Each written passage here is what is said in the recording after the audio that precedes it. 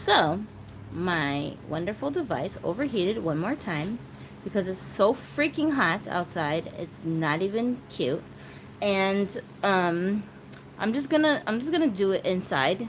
So we're gonna do this over again inside. So uh, let's try it. Let's try it again. Anyway, so I had to bring my whole setup inside. Yeah. 어, 여기 그림이 없어. Hi. Yeah, my phone died on me, so what can I do? No, it did earlier when I was outside, and then like, what the freak? So annoying. This one I grabbed had no picture on it. I want this one, Jamie. Can I use this one? Thank you. My son let me use his little art boards for my my little filming area. Thank you. Yeah, I had to bring the whole show inside because my freaking phone just can't handle the heat, and I was sweating like y'all. I'm like dripping sweat, doing nothing. I'm not even moving around. I'm just sitting still and just cooking, just baking in the sun. Like, that's not cute. I was watching some news clips earlier where they were talking about different parts of the world right now that have really bad heat waves, and people are straight up dying from the heat, like from literally from like heat strokes, dying. What? I'm just trying to enjoy a sunny day and I'm dying because of it? That's too much. That's, y'all, you overboard. That's crazy. Anyway, okay, so here's the thing. While my phone was trying to cool itself down and I was bringing everything back into the house to set up in here instead, I was showing Adonis the doll. I said, Adonis, now mind you, you guys, don't get it twisted. Just because y'all be seeing Adonis chime in here and there about doll-related topics, he ain't no doll collector, okay? He's not. I said, I really like this doll. I really love her. But can you please feel her hair and you tell me what you think? He said, feels like, whoa, it doesn't feel like regular Barbie doll hair. I was like, mm-hmm. And then he said, this hair feels like, you know, at Halloween when they have those wigs that they sell at Walmart that you wear for one day. I was like, yep, enough said. You should not be able to say that to me. I'm like, you who have nothing to do with dolls should not know that this quality of hair is garbage. You shouldn't be able to tell that. He was like, well, I can. I was like, oh, God. What am I going to do? Because the whole point of me getting this doll was for her hair. Her hair was like 80% what I liked about the doll.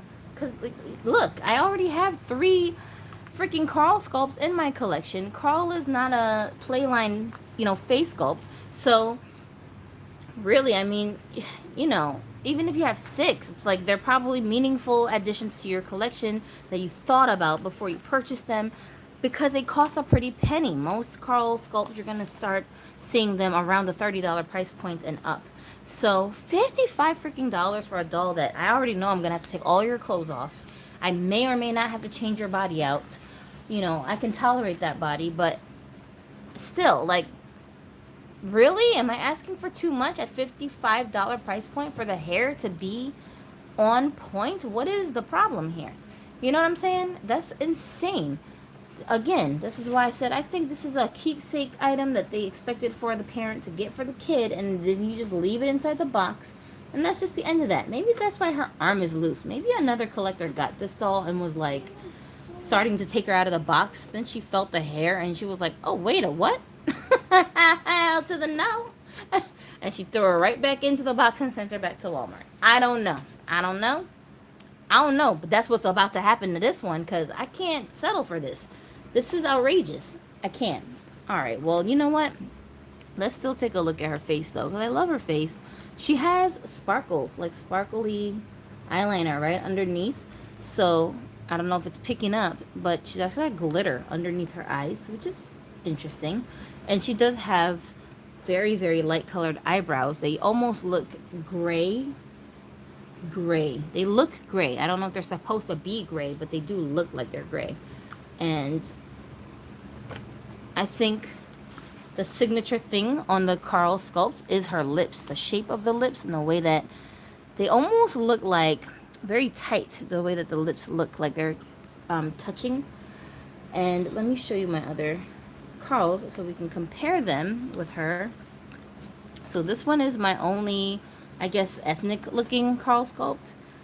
And she's really pretty. Obviously, they look very similar because they have the same sculpt, but the face up is quite different. And I really love the coloring of how they did the face. I mean, seriously, if I was a reroot artist, I wouldn't mind. I wouldn't mind the hair. But this hair is way too Barbie Extras for me. Like, the Barbie Extra dolls, that's why I didn't collect any of the other ones that came on. I was so hyped when I saw Wave 1. The look was okay. The face sculpts were okay. And I was, like, just so ready to do something with those dolls. And then, surprise, surprise, we take them out of the box. And here we go with the crazy hair. And I just was so turned off. And, like, I rarely do anything with my Barbie looks dolls. I mean, not Barbie, my Barbie Extra dolls. One or two of them I keep out on display, but honestly, I don't really do anything with them because I don't want to mess with their hair. Like, it's so aggravating trying to deal with their hair. It's not worth it to me. And these 3 dolls, along with their wonderful sculpts, have very, very good hair. And I don't have any complaints about their hair, which is exactly how I thought that this other Tooth Fairy doll was going to end up being.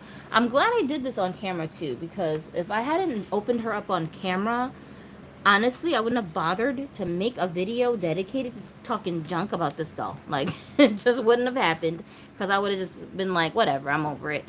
But because I did it on camera, when I opened it up, that was my honest reaction, you guys. And I'm glad that I did that, because, y'all, every review is not a good review. Every review is not going to tell you, I love this doll, she's amazing, she's so great, oh, buy her. That's not what it is. I mean, I don't know about other people, but I can't do a review like that. Any review I do is going to be my honest, true feelings about the item, whether they were a purchase, a gift, whether somebody sponsored me. It doesn't matter. If I don't like something, I'm going to tell you what I don't like, because it's just my personal opinion, and I might as well tell the truth. What I do like, I always tell you guys, and that's only my opinion too. Things I like about dolls, other people might not like those same things about a doll or care about the things that I like. You know, I pay a lot of attention to their face sculpts and the features on the sculpts. I pay a lot of attention to the hair textures. Some people don't care about that stuff. So everything you hear in a review is going to be with a grain of salt. But if I can tell you the truth about what I like about it, then I should be able to tell you the truth about what I hate about it, right? Let me read some comments here.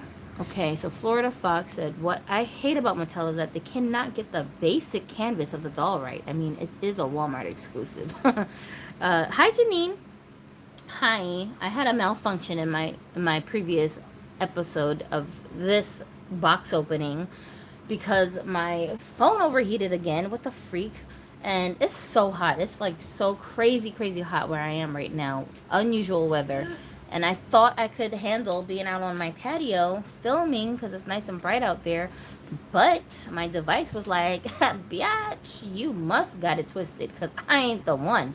Don't play with me. And it just conked out. No warning. No, it's like the phone didn't even give me a warning. It didn't even say, listen, I'm heating up.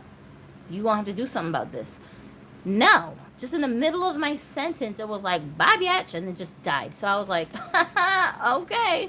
I guess it's a sign. Let me take my behind inside. So that's what we're doing. Oh, shizzle. And we opened up this Tooth Fairy doll, which I was about to take out the box and do the whole everything with. Restyle her, do all of that. I even had a maybe body donor lined up just in case I wanted to Made to Move her. But instead, she gonna go and have this garbage freaking Barbie Extra nonsense, ridiculous hair that don't even make no kind of sense on this $60 dang doll. I can't even do it. I cannot even do it. This wing is like some kind of material. What is this? Ginu, can you feel this? What is this material? What does this feel like? What is this? Is this plastic? Oh, well, I was gonna say it's some kind of tough fabric, but clearly I don't know nothing about fabrics because Ginu, who sews, said this is plastic, so never mind. But it feels like it's plastic, but it feels like it's like, you know, it moves. So all this down here is It's like wings. some weird leather something. What she got under here? Some panties. You know, I feel so disappointed. I wish more people who had purchased this doll mentioned the feeling of the hair, because I know I watched so many, not so many, as many reviews as I could find on this doll. She's still a new doll, so there's not too many reviews, but the ones that I could find, I did watch them, and I was convinced. I was convinced that I could work with this doll based on those reviews and not just her pictures. You understand what I'm saying? See, Adonis doesn't get it. This is why I be holding off buying dolls a lot of times. I'll just keep them in the cart, but I won't actually buy the doll. I'll just keep an eye on the sales of the doll on that site, wherever I have them at, and wherever I bookmark them at. And then I'll go to YouTube, I'll go to Instagram, I'll go to everywhere, Google, I'll go to images, I'll go wherever I can find, even on eBay. Sometimes I'll go through listings on eBay of dolls that are out of the box that people are selling, to read descriptions. I know, that's how freaking hardcore I am, to research the doll before I purchase the doll. And I told you guys in my last live with this one, she was sitting in the cart, and Adonis just bought the doll for me because he thought I had forgotten to order the doll when he told me I could get it. There's too much to explain to him because he's not a doll collector. So I'm going to argue with you? No. What's the point? I'm going to sound like a crazy person. You want to order the doll for me? Okay, do it at your own risk, bruh. And he did, and this is what we're ending up with. So I do appreciate him doing that, because he's done that before, and that's how I ended up getting a lot of dolls that I missed, like this one. The first release, I missed it.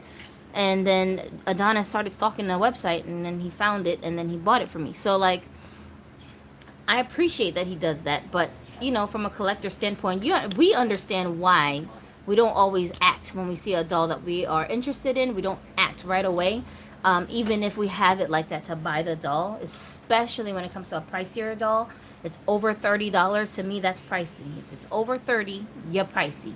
So you gotta use your common sense. You gotta do your research. You gotta watch reviews. You gotta talk to other collectors. Sometimes I just talk to people on Instagram who I know have certain dolls. I just ask them questions.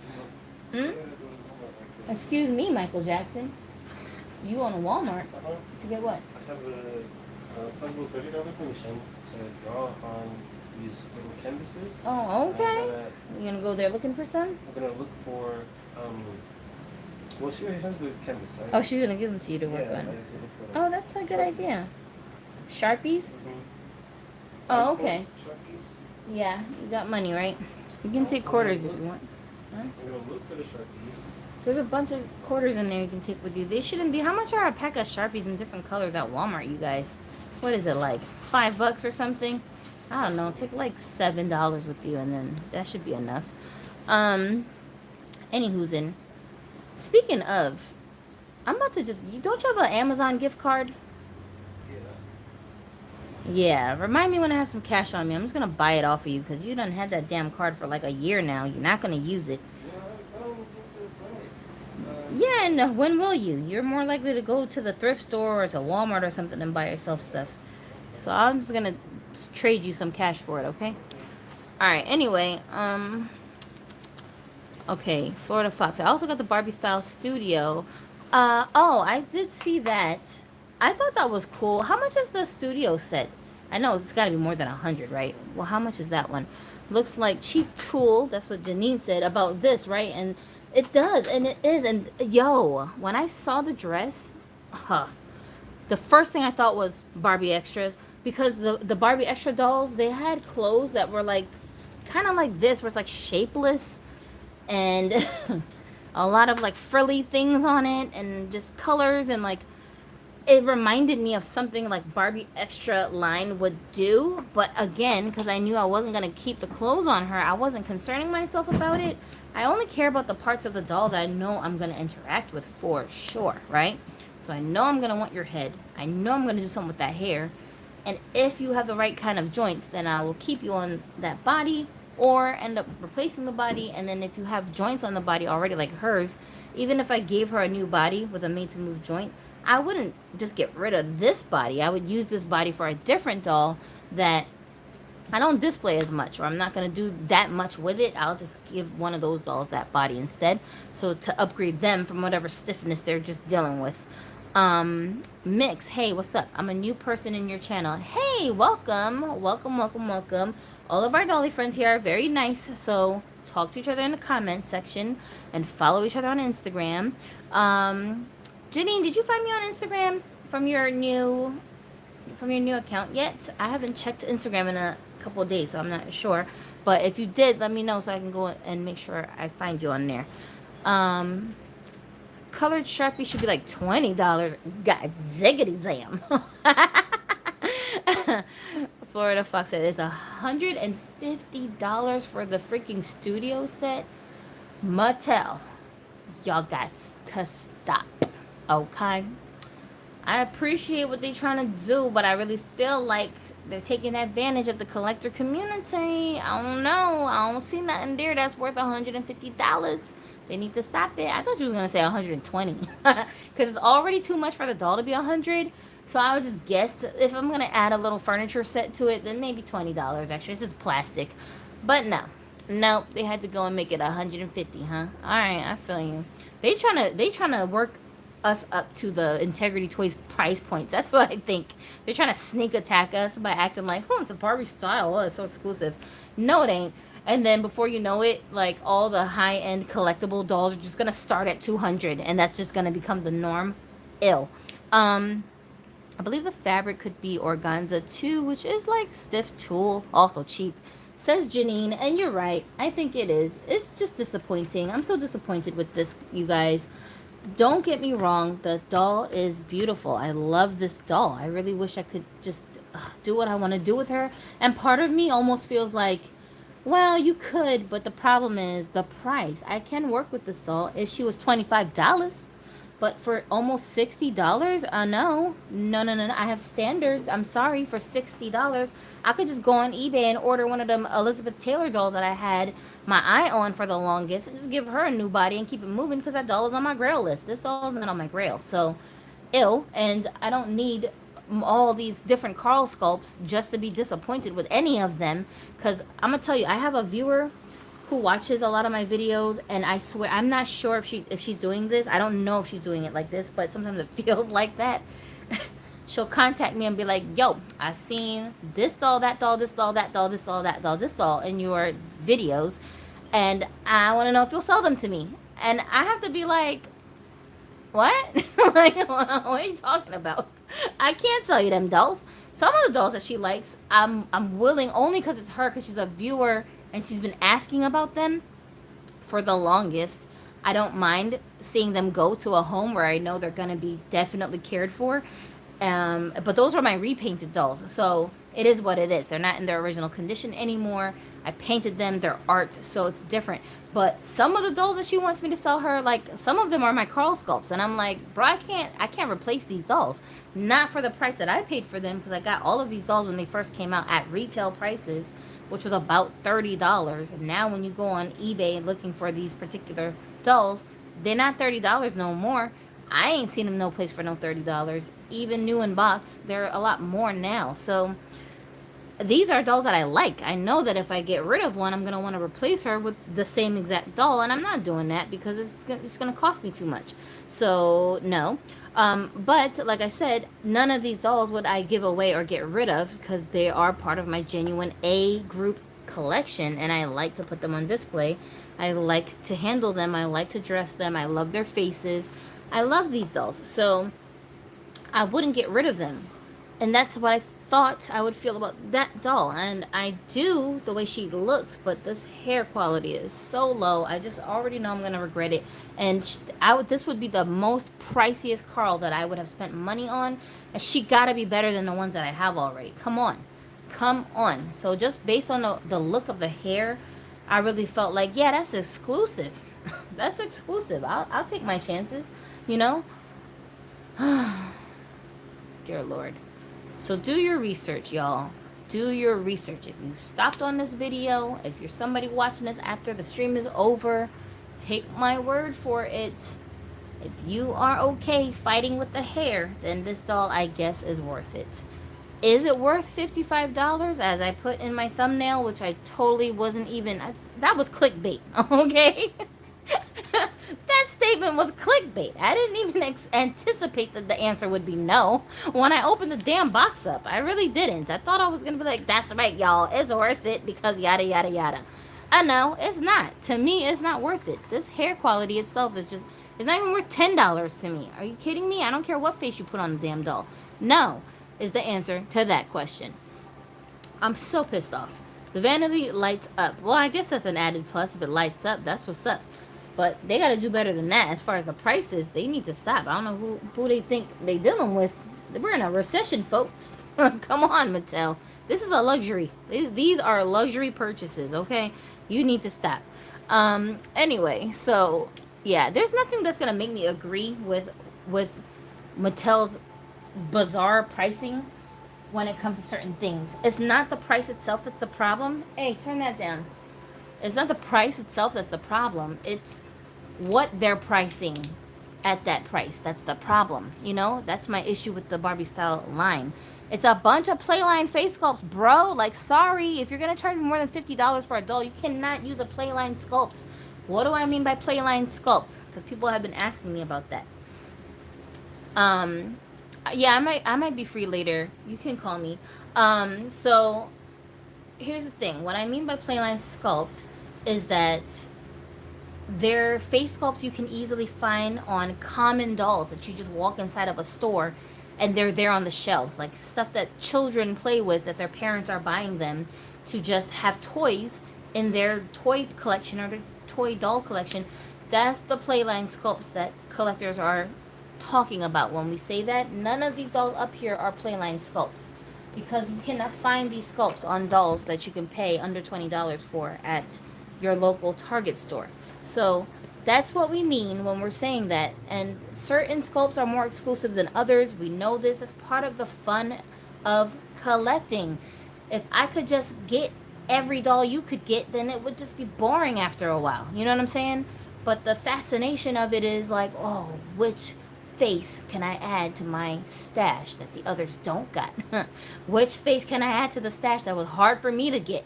Which face can I add to the stash that's gonna make the rest of these faces not look so boring? Because this face is so different than the other faces. You know what I'm saying? Like, that's the whole fun of being a doll collector. So Mattel knows this. Come on, they know it.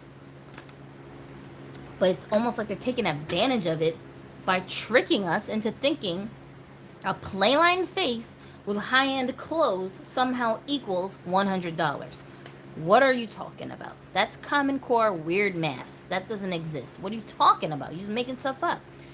This plain Jane everyday face and some made to move joints and some nice clothes now makes it $100? I don't think so, Mattel. What are you talking about? Because this doll that they made, we ain't telling them to make this doll, they just did it. Okay? She got a brand new sculpt that ain't nobody seen before, a full rooted head of hair that's high quality saran, a really cool outfit that we ain't never seen before, and all the made to move joints. $20 retail. That's Mattel's price. I didn't tell them to price her like that. They did that. Why they didn't charge us $100 for this doll? Just throw a couple of more extra outfits in there and tell me it's $100. I bet you people would have spent it. I bet you they would have, and it would have seemed like it was worth it, because where are you getting a doll like that? People are still fighting to get the Wave 1 Barbie Looks dolls because they missed the sale when they came out, because Mattel tried to be funny and release them at some bizarre random hour, and like a lot of people just missed them. You know what I'm saying? And then they never re-released them after they did that. Come on. It's a business at the end of the day. They're looking out for themselves. They're not looking out for us. So we have to look out for ourselves as collectors. We have to advise each other on what is and isn't worth the hard-earned money that we're spending on this stuff. For $60, I could have took a couple of cute chicks out to a dinner date. I mean, damn. You know what I'm saying? So, no.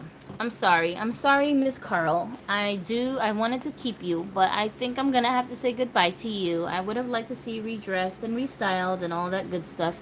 I really would have. And when she if she ever reaches a reasonable price point, like $25 to $30, which I think is what this doll is really worth, then I'll give her another try. Maybe I'll buy her again later if the price comes down.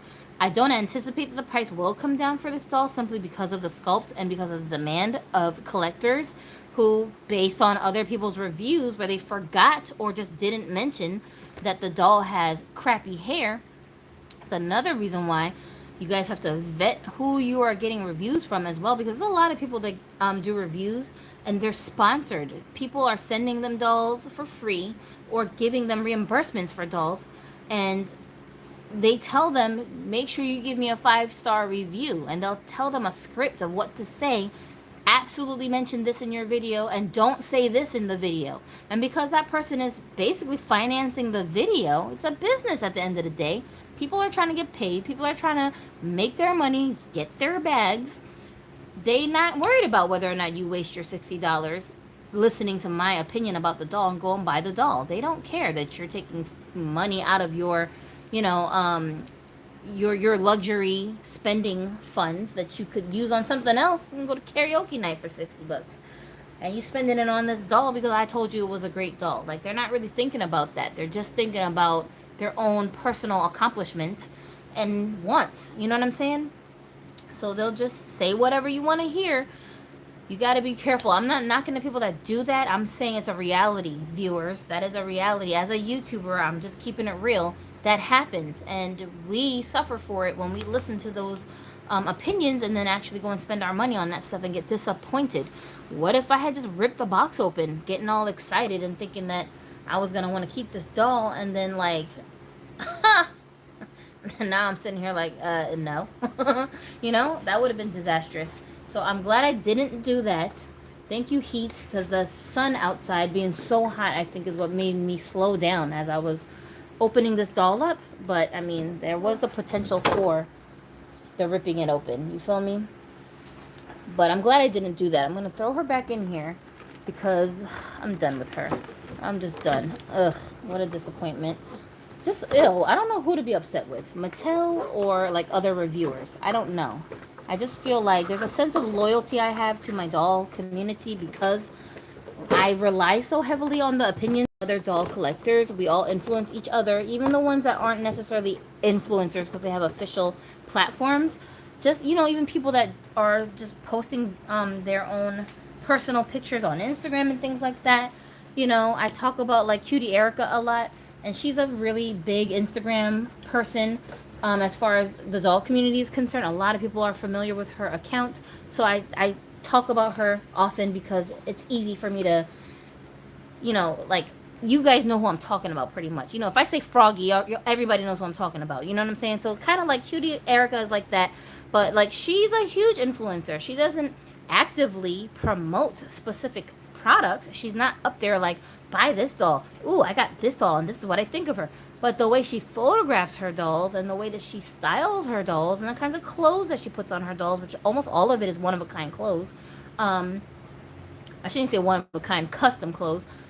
She makes you want to, like, enjoy the dolls the way that she does. You know what I'm saying? So it'll influence the types of dolls that you might purchase. Maybe you went from just getting a bunch of Playline dolls because they're cheap and easy to access. You're looking at her feed and now your tastes are starting to change. Oh, maybe I will try a high-end doll like this. It costs a little bit more, but I can appreciate so much more of the features of beauty that this doll has. It's exclusive. It's not the same level of, work they put into this doll as they did a $7 Fashionistas doll. You know what I'm saying? So that would maybe influence you to take a plunge and buy a doll that's $60 because you're like, okay, well, when I put my little spruce on the doll, it's going to look like it was worth $60. Bro,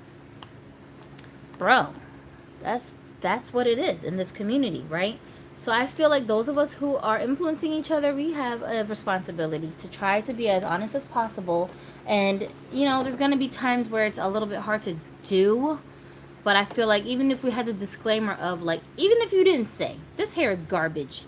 If you said, well, it's not saran hair. I don't know what this material is, but it's not actual saran that we're used to. That would at least give me a hint to, like, to kind of have that on my radar.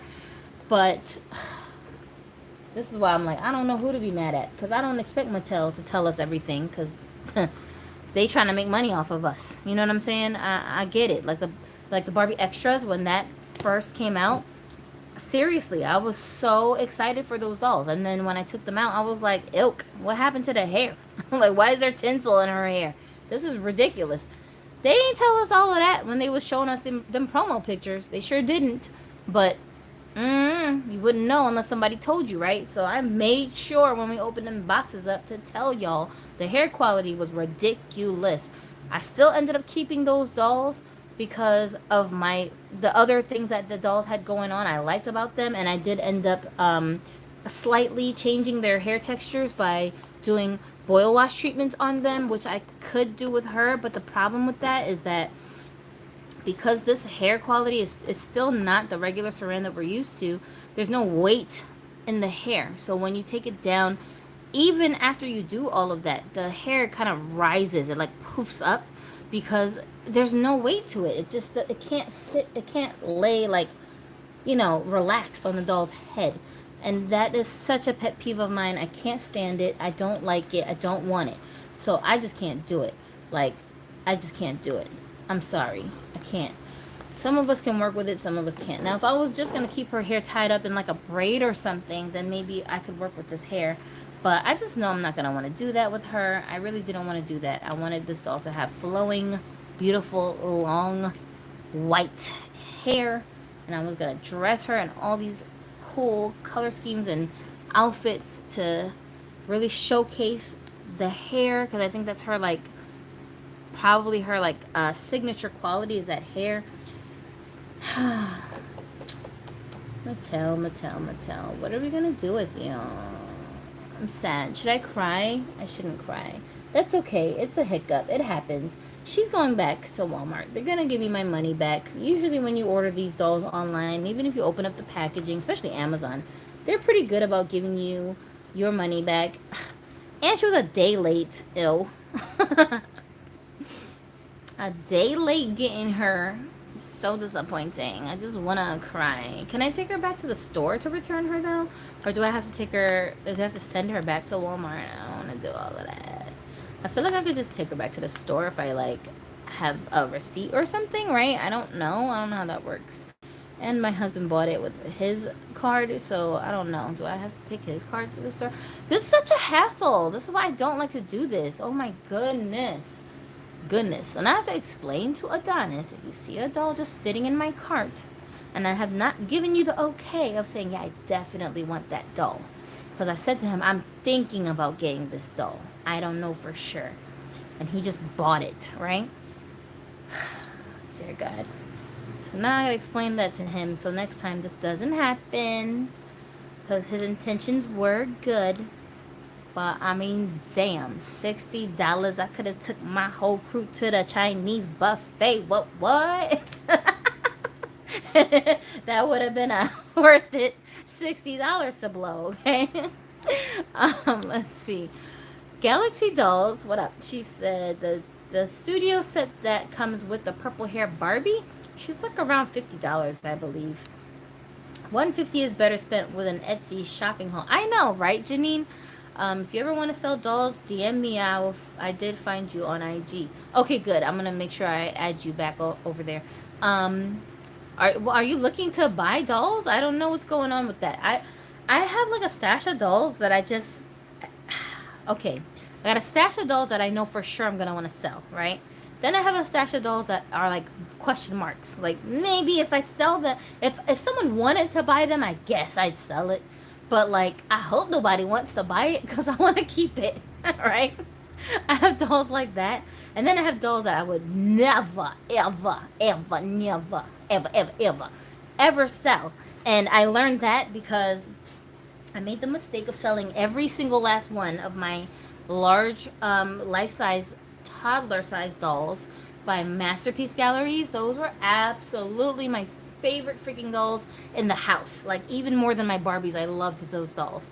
And I think I had altogether I had 7 of them, and I ended up selling all of them. The first 6 I ended up selling because we were moving down south to Carolina from New York. We were already living in a 3-bedroom apartment in New York at the time, and I thought when we go down south, because we're literally starting from scratch, we're not going to have space for all of this stuff. So I have to downsize. I'll convert my dollies into cash and go down there with that. I mean, that wasn't all the money we have, obviously, that we went down with. But you know what I'm saying? To have extra cash. And so, because we don't know what to expect. We didn't go down south with like a whole plan, you guys. We literally just left because my friend who lived down south was like, she lived in New York too. And then she moved down south and she was like, yo, y'all need to come here. This is where it's at. So I was like, whatever. And then we ended up going there, literally just being adventurous. So we didn't really know what we were going to do when we got there, right? I know that sounds insane. I know that sounds so crazy and irresponsible, but I'm going to tell you why it's not. In all honesty. And young people listening to what I'm saying, please take to heart what I'm saying. Because this is the problem with old people, okay? Adults. People who I consider not young adults, but seasoned adults. Yeah, New York does suck. People are afraid of the future. People are afraid of what they don't know, and they're afraid of their own abilities a lot of times, so they don't know what they can and can't handle. And unless they have tons and tons of planning before they do something, people will usually just sit still and not do anything. That's, I guess, a safe way to exist, and that's what's up. But the people who live like that, those are the people you find who have never left their own neighborhoods where they were born and raised in. They don't know what's outside their own town, so they're very limited in their opportunities because they're too afraid to go off and look for anything else. They may have a comfortable existence, and some of them do, but a lot of those people be miserable because they wish that they could have something better, but they're just too afraid to go looking for it. So they just never get it, and they will complain and complain and complain about how much they hate their jobs, how much they hate their apartment, how much they hate their neighborhood, how much they hate their neighbors, how much they hate their coworkers, but they won't do anything about it, right? I'm not that kind of person. Adonis is not that kind of person. We don't want our children to be those kinds of people.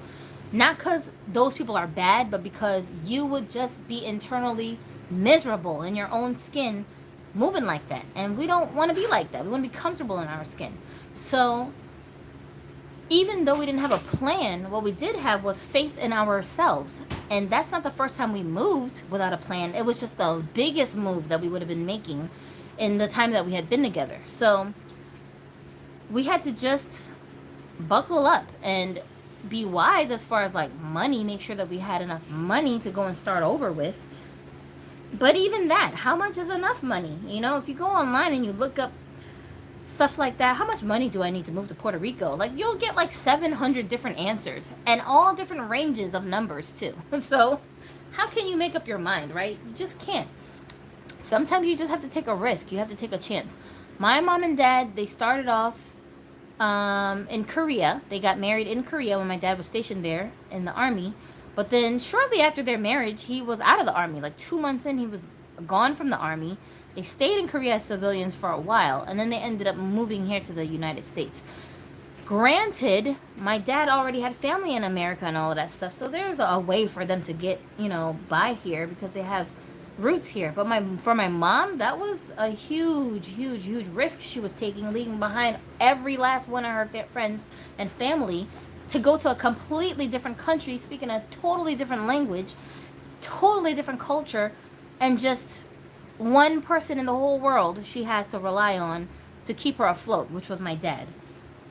Huge risk. But something I learned from my parents was to have confidence in your own abilities, what you're good at, what your talents are, what you can learn, right? I might not know it now, but I can learn it. Have faith in your own intellectual capacity to carry yourself through. You know, everybody doesn't know everything. The rest of our lives, even as adults, you're going to need to learn. And that's why I say young people listening to this, pay attention, because if you only are looking to other adults for guidance, you're going to see how many of them don't know what the hell they're doing. They're very confused. A lot of adults don't know how credit works. A lot of adults don't know how to write a check. A lot of adults don't understand how to put oil in their cars. Like, they don't know how to do the basic fundamental things you would think an adult just knows how to do. But they don't. Not all of them. And they have to ask other adults for help and to learn these things. You know what I'm saying? So there's nothing wrong with not knowing something or being nervous about something. But if you let that hinder you from making a decision that could benefit you, That's not good. That's not good. Who wants to limit themselves like that? And I'm glad that we moved, because even though our place is smaller here, their opportunities that we've run into here are so, like, beyond belief compared to what we had in Carolina. And believe it or not, I actually have more access to dolls here than I did in Carolina, because this is like the headquarters for Amazon, and like you can literally order something today and get it today. Like they have like straight up delivery dudes who work for Amazon directly, like almost like DoorDash and Uber Eats, and they drive for Amazon directly. So they can come here on a Saturday, on a Sunday. It doesn't matter what day of the week it is. You'll get your packages within 1 or 2 days a lot of times. So that cuts down on delivery times and fees. And because I'm on the West Coast, I don't know what it is. It's a different set of stores here. There's a different kinds of, there's different kinds of places where you can shop here than what we had in the East Coast. So you run into different dolls and different places that you wouldn't normally even think to go and shop at, because they're just not available for you over on the East Coast. So I think that's kind of interesting, and I don't know. I think that's interesting. But the other reason why, again, my stash has grown a lot faster here is because our income has changed. I think our income is maybe 3 times higher than it was back in Carolina. And yes, our bills are higher here. Absolutely, cost of living is way higher here. But you can still stay afloat because your income is so much higher that the high bills don't affect you in such a way where you're just like broke because you can't do anything but pay bills with all your money.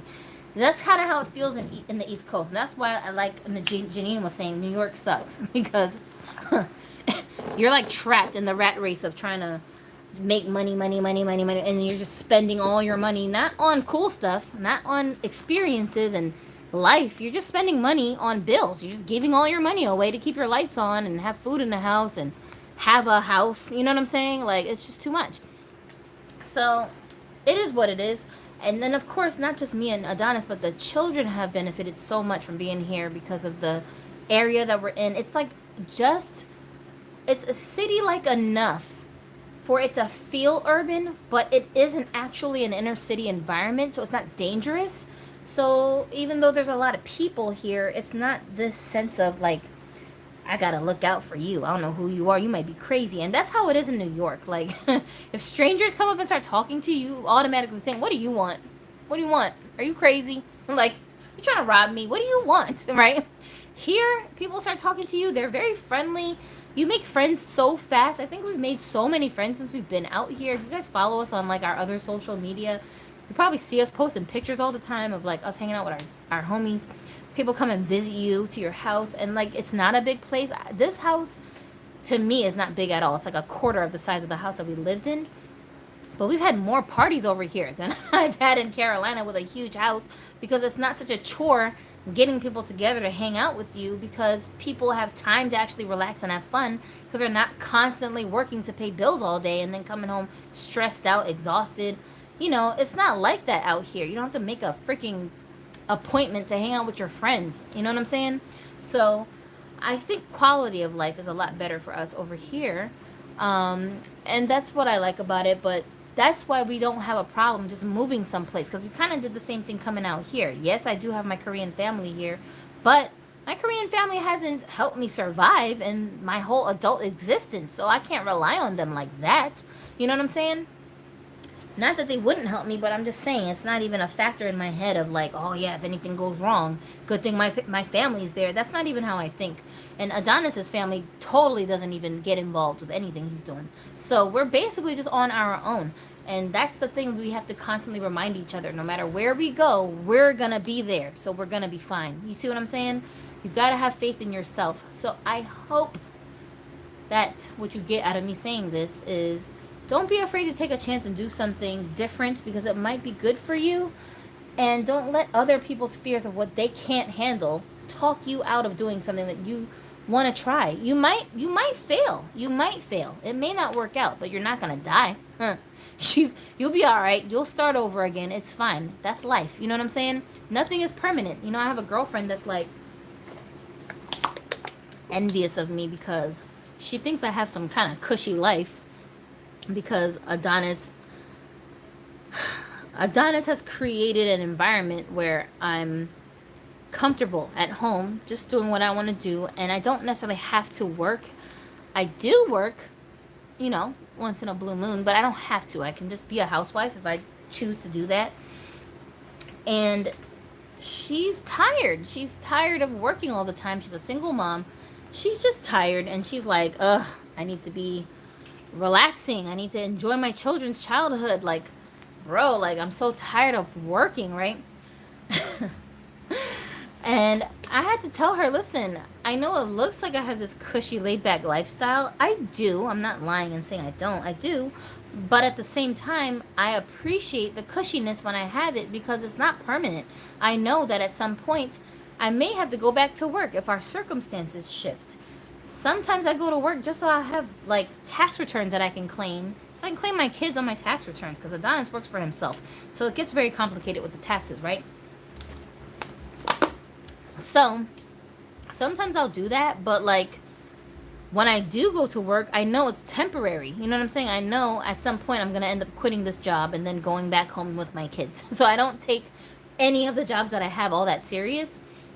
I'm not there trying to work my butt off, do all this extra work and try to move up the ladder and kiss the boss's behind. I ain't doing all of that. All in politics. I don't got time for that. Nope. When I'm done with my work, I go home and I go do my dolling thing. Like, I don't care. So that's how I want to exist.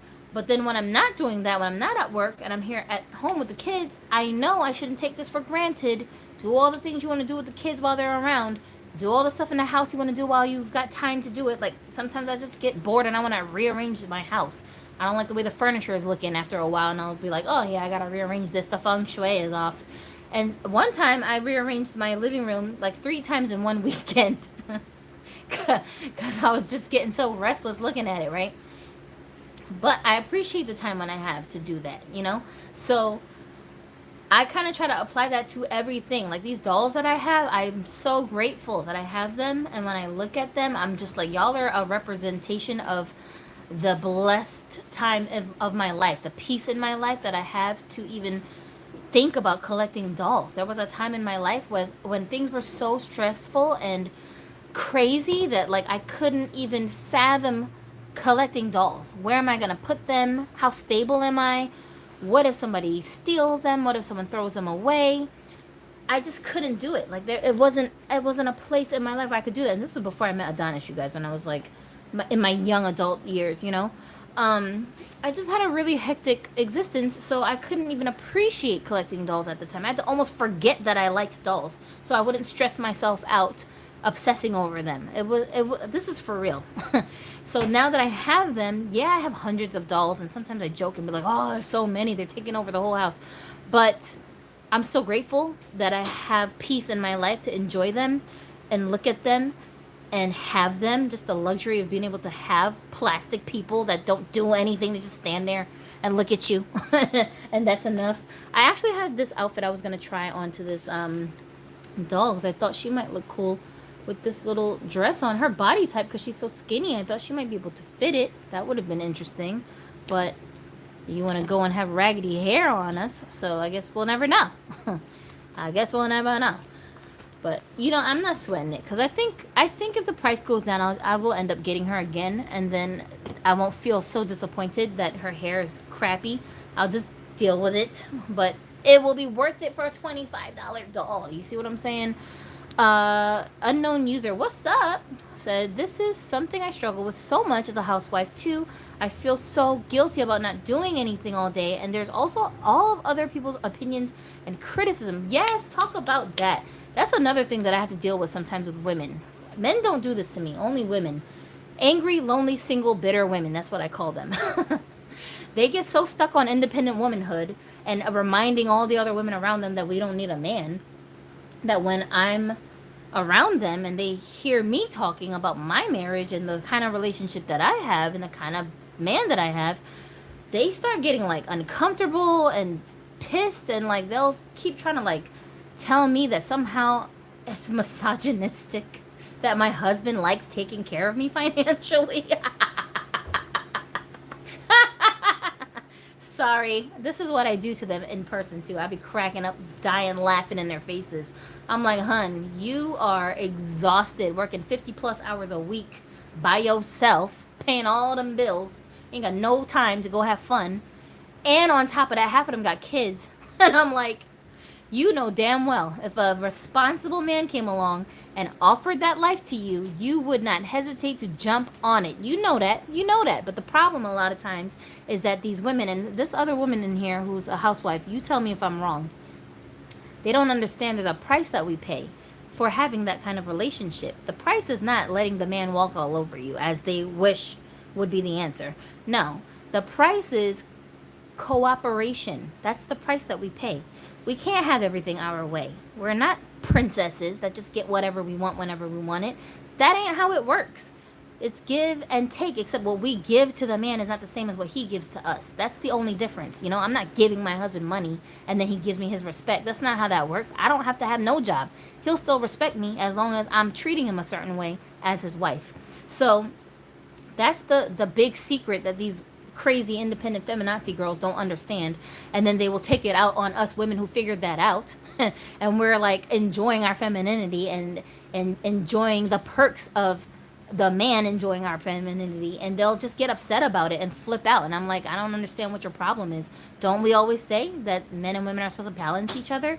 Well, if you're doing that, you'll have a peaceful existence. But don't be mad at me because you didn't figure out how to do it. You know what I'm saying? And I'll try to help them and give them pointers, but they don't listen. They don't listen. Women don't listen, you guys. They just do whatever they want to do.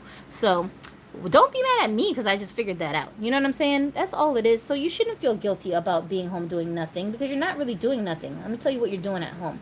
Women have the power, the power of creating the emotional, what's the word I'm looking for? The emotional atmosphere in their homes. We're like a thermostat of emotions. So when we are at home, I thought about this term homemaker last night, and I thought that term used to bother me so much when I was a young girl because not because I didn't like the meaning of the word homemaker, because I always thought of someone who literally builds a house when I would hear the word homemaker.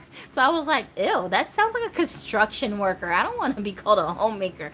Ew. Like, it didn't sound girly to me. So I was like, nah, I'm good. Right? But no, homemaker, what we're doing is we're making a home. We're making what is a home? A home is a safe, comfortable environment where you feel like you can be yourself, where you feel like people love you just the way that you are. You don't have to impress them. You don't have to put on a show for them. You just have to be yourself, right? And that power is what the mother has. That power is what the wife has. That power is what the woman has, because we're so in tune emotionally with things. And that's what we're really bringing to the table, that a lot of men don't know how to do that because they're not built like that. So when we're home and the man is like, yeah, I just want me a nice, laid back, easygoing woman who's going to give me this happy existence. Men are very simple. You don't have to do a lot to keep them happy. Just don't argue with them. That's it. Don't bother them. That's all you got to do, right? You don't have to cook and clean and do all this stuff. You can. That's a nice added bonus. But even if you can't do all of that stuff, just create an environment that's peaceful. For example, like with me, my kids, they help me a lot around the house. I don't do all the chores myself. I delegate a lot of the chores to my kids. There are certain things that only I do because it's either not safe for them to do it or because I just don't like the way that they would be doing it, so I do it my way. But the things that I can delegate, I do. And they help me. And when daddy comes home from work, the whole house is in order. Everybody's relaxed. Everybody's doing their thing. Nobody's bothering him. Nobody's fighting and arguing with each other. It's a laid-back environment, so everything's fine and peaceful at home. You know what I'm saying? Is that a hard job? Is that a hard job? Is that harder than working 50 hours a week for somebody who's getting rich off of all of my hard work and I'm still struggling to pay my bills? I don't know. If you ask me, and a lot of other housewives, they would tell you, bro, I'd rather be struggling at home with my kids and my husband than struggling outside the house with a bunch of strangers. If I gotta struggle anyway, I'd rather be doing it at home. You know what I'm saying? So I love this jumper so much. It's so, I don't know, I just like the way it looks. It's very addictive. I think I have like 4 or 5 of them out of the box because I have a few of these dolls that I use as body donors, the one that this outfit came on. And I just, sometimes when I see like too many of the same outfit in my collection, it will bother me. I'll just be like, ugh, like the yoga dolls, all the ones that we use as body donors. I freaking hate all of their clothes, and I have like a whole stash of yoga outfits that I don't do anything with. So I don't like that. But with this one, when I find another one in my stash, I'm like, oh yeah, let me grab that one, because I really want to have like a whole display full of all these dolls all dressed in this thing. Maybe they could be like a musical singing group or something, and they're just all dressed alike. Maybe, I don't know, but I think it's cute. I like it. I like the metallic silver. I like the one shoulder thing. I like the. Oh, I done dropped the whole box. I like the look of the whole outfit itself, like the way that the legs down here, how they kind of scrunch up down here, and I put some boots on it so you can't see the bottom, but all the way down here it goes to. So, and it's just one piece. It's a simple one piece outfit, but I think it looks really cool and very modern, so I really like the way it looks. So I never get tired of dressing my dolls in this thing, but I don't know. What do you guys think about it? What, you like those? You can have some if you want it. Yeah. Anyway, yeah, so that's just how I feel about the whole thing, but I had to tell my girlfriend, you know, I don't take it for granted the time that I have at home, because sometimes I'm not able to be home. Sometimes I have to go and work, and it is what it is. I'll contribute whatever way I need to contribute, but anytime that he can, Adonis will take the burden off of me of working outside the house, and I always appreciate when he does that, because he's taking on so much more burden on himself to financially provide for us, and he has no problem doing it. That's the whole thing. He's not one of these dudes that are like 50-50. Oh, you gotta. He ain't doing all of that. And as long as I'm doing my part at home, it's all good. It's peace, right?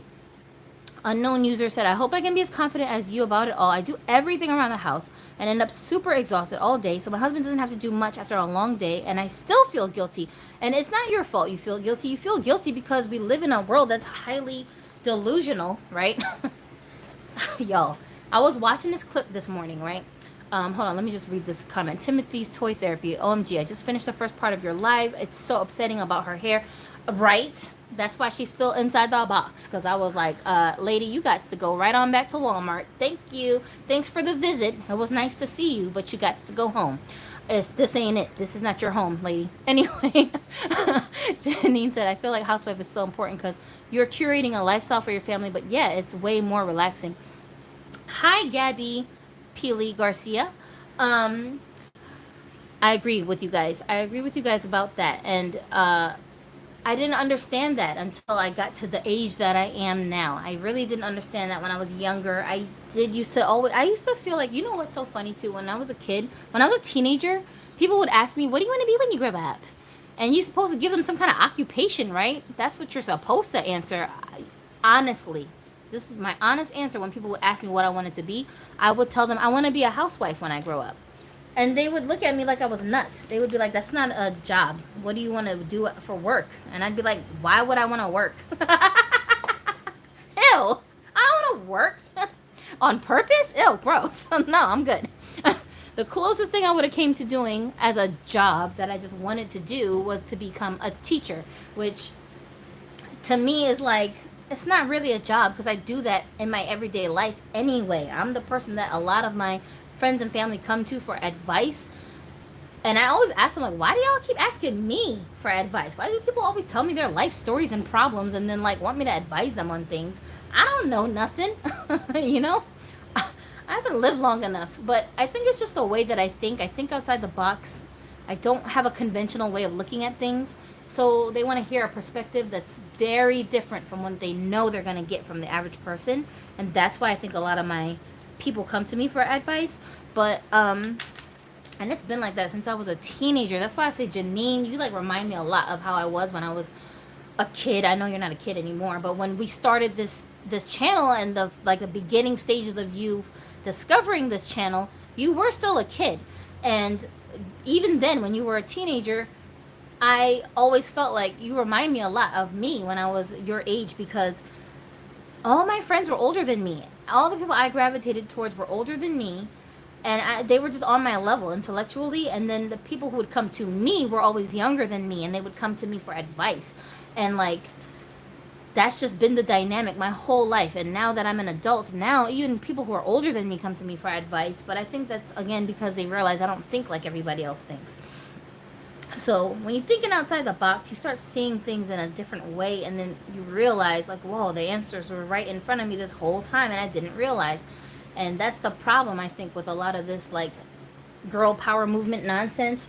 You know, your power as a girl is that you're a girl. Stop trying to be like a man. That's the power of being a girl. You know what I'm saying? If you're a heterosexual girl, you have your feminine traits that you were born with that you can use as a tool to help you survive in the world and be very comfortable. It's okay. It's all right to just be in your feminine element, but we're running away from that because society is telling us that we shouldn't be what we are. You know what I'm saying? If you don't want to be, then that's fine, but don't force yourself to start acting like a man because a TV is telling you should do that. It's insane. And then other women are telling each other to do it, and then they wonder why they can't get along with men anymore.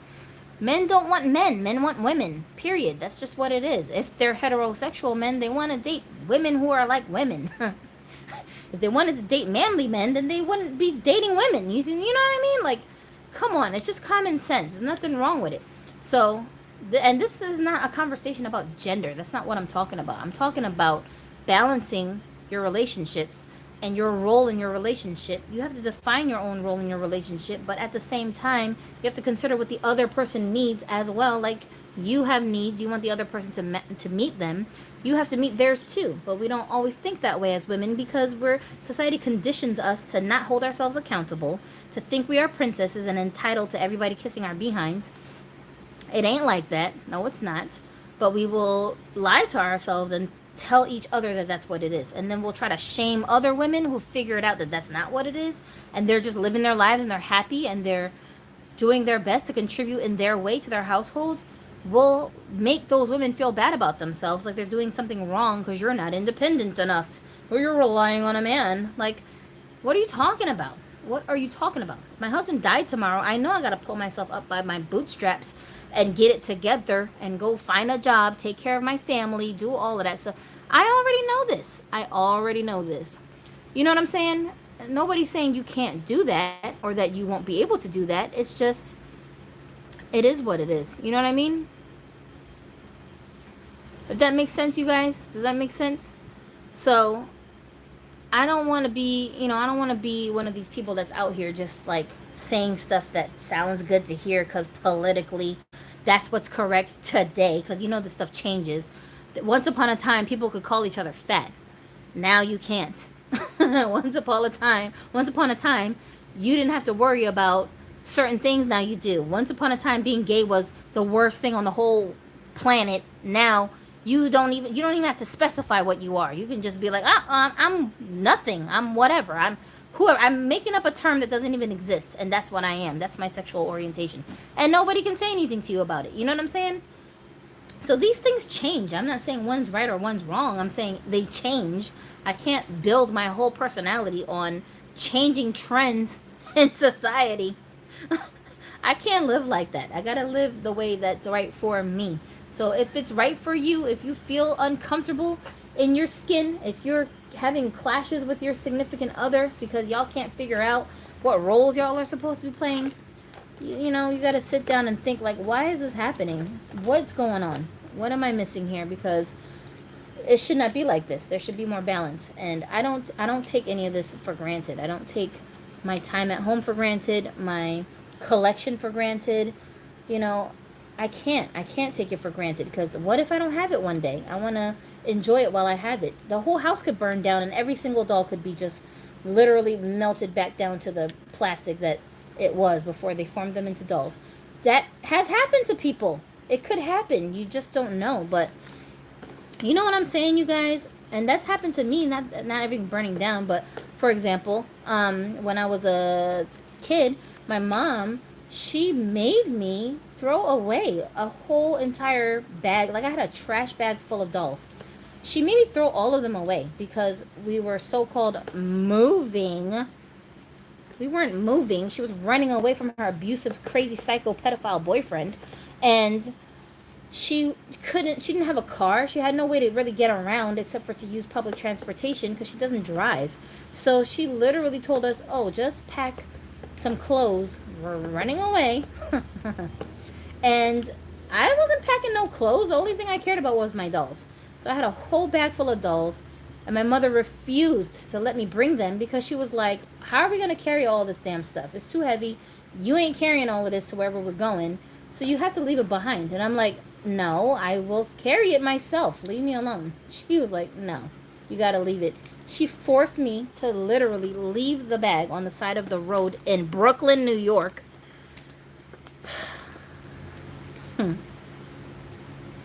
All of my favorite dolls were in there. I think my first ever Barbie was in there. It was crazy, you guys. I was so traumatized. Like, the dolls that I had been gifted while I was in foster care for a year, away from my mom, they were all in there. And I could not. Like, my mind just went blank when I saw them, the bag on the side of the road like that. You don't understand. Like, the feeling that came over me, my heart sank inside my stomach. Like, I just could not. I couldn't figure it out. I just didn't know what to do. Like, I was having a mental breakdown silently. And my mom is scary. We were, like, afraid of my mom. So what can I even say? I can't say nothing to her. She's gonna cuss me out. It's gonna be a whole scene. Oh, jeez. What am I gonna do? I'm a child. I can't do anything. So I had to leave them behind. And I've never forgotten that experience. My whole life, I was traumatized by that experience to the extent, like I said, as an adult, when I wasn't stable yet, I had to really forget that I liked dolls for a while because I was too traumatized by that sinking feeling that I had that I would never see those dolls again, and the attachments that I had to those dolls. Now I know I have Asperger's, but back then I didn't realize that I had Asperger's, so that probably added a lot of tension for me because my dolls were my comfort objects. You know what I'm saying? They were like fidget spinners for me. You know, that's how I would stim. So now that I'm an adult and I do know more about myself, the world, and things like that, I know I can't take this for granted, this time that I have to collect, to enjoy my collection, to share my collection with other collectors. I don't take it for granted one bit. I don't know if my husband realizes that, but it's true. Because he buys me a lot of the dolls that I have. Or he'll, like, convince me to get a doll that I'm, like, teeter-tottering about. I'm not sure. He'll be like, Gypsy, last time you did this, you regret it for months that you missed that doll, like the Puma doll. I missed that one. The X-Men Selma, the X-Men. What was the character she is? Storm. I don't have that one, but I love Selma's face sculpt. I do have a Selma in my collection now, because when we saw the one that I have at the store at a really good price, Adonis was like, "Isn't this one of the ones you wanted?" And he just got it, right? So, you know, I'm blessed to have that kind of support at home where he really helps me to make my environment comfortable for me. And I don't take any of that for granted. So whatever situation you're in, you know, sometimes we're like, oh, I wish I had more dolls. Appreciate the dolls that you have. Some of us are in different countries where we can't even get our hands on certain dolls just because of the shipping and all of that nonsense. I get it. It's stressful. Pining after dolls you see online people have that you don't have. And it's another reason why I like to share my collection with people so that they can kind of see them in person. Not just a bunch of pictures, but like actually being handled, actually touching the hair, actually changing the clothes, and like posing the doll so you can see in real life what it might feel like and kind of live vicariously through other collectors. If you're in a place where you just can't get your hands on it, I do the same thing. I live through you guys' posts of your Rainbow High dolls because I love Rainbow High dolls, but I know that if I start trying to collect them, I'll become overwhelmed. My collection doesn't have room for anything other than what can blend into my existing collection at this stage. So I have to put a limit on myself or else it will just become out of control. So I know this, which is why I'm holding off getting more Rainbow High dolls. I have one, but she wasn't impressing me much. So I didn't end up buying any more. But ever since this previous like few waves have been coming out, all these different colors that they have, all the different face sculpts that they have, I love the Shadow High series, just point blank period. Like every one of those dolls I would probably add to my collection at some point. But I'm risking that I may be missing out on them. You know, by the time I get ready to add them, they may not be available anymore. So I understand that. And sometimes it just be like that. We can't have everything. But when we can have what we can have, you gotta appreciate it when you got it. You know what I'm saying? Actually had two of these dolls, but one of her, the head, I think I left behind in Carolina because I pulled the head off to do something. There was a blemish that I needed to fix. So I took it off, put it in my little office. That house was much bigger. So when I was packing to leave, I think I just forgot about the dolls that I had in that room. And I ended up packing all my other dolls that I was like visibly able to see. But the dolls that I had put away for works in progress, I kind of just forgot to look for them. And it was a very last minute move. So I don't know, I just lost them. I think they're just left behind. But that happens, you know what I'm saying? So when I do have my dolls with me and around me, I can't help but admire that I have them and just bask in the amazingness, that's not a word, of how beautiful my collection is and all these pretty faces just looking at me every day, because that's what I really love about the dolls. Looking at their pretty faces, it's a reminder of the world being a beautiful place amongst the ugly things that we run into in our, experiences as people. But overall, the world is a really amazing place, and we should never take the time that we have here for granted, because we don't know how much time we have. And I try to make my collection very personalized, because when I'm gone, when I'm dead, I want my children to be reminded of me when they see these dolls. I want them to find dolls in the stash that they are like, you know what, I have a memory with my mom doing this with this doll, or I helped my mom name that doll, or she named this doll after me. Whatever it is about the dolls that stand out to them, this is the doll that my mom let me make a whole outfit for, and she displayed this outfit on this doll. Whatever it is, I want them to have that. I want them to have some kind of positive feelings and memories attached to my doll collection that you ever see, oh man, the saddest thing, I see sometimes there'll be estate sales and people will list dolls, Barbie dolls and different kinds of dolls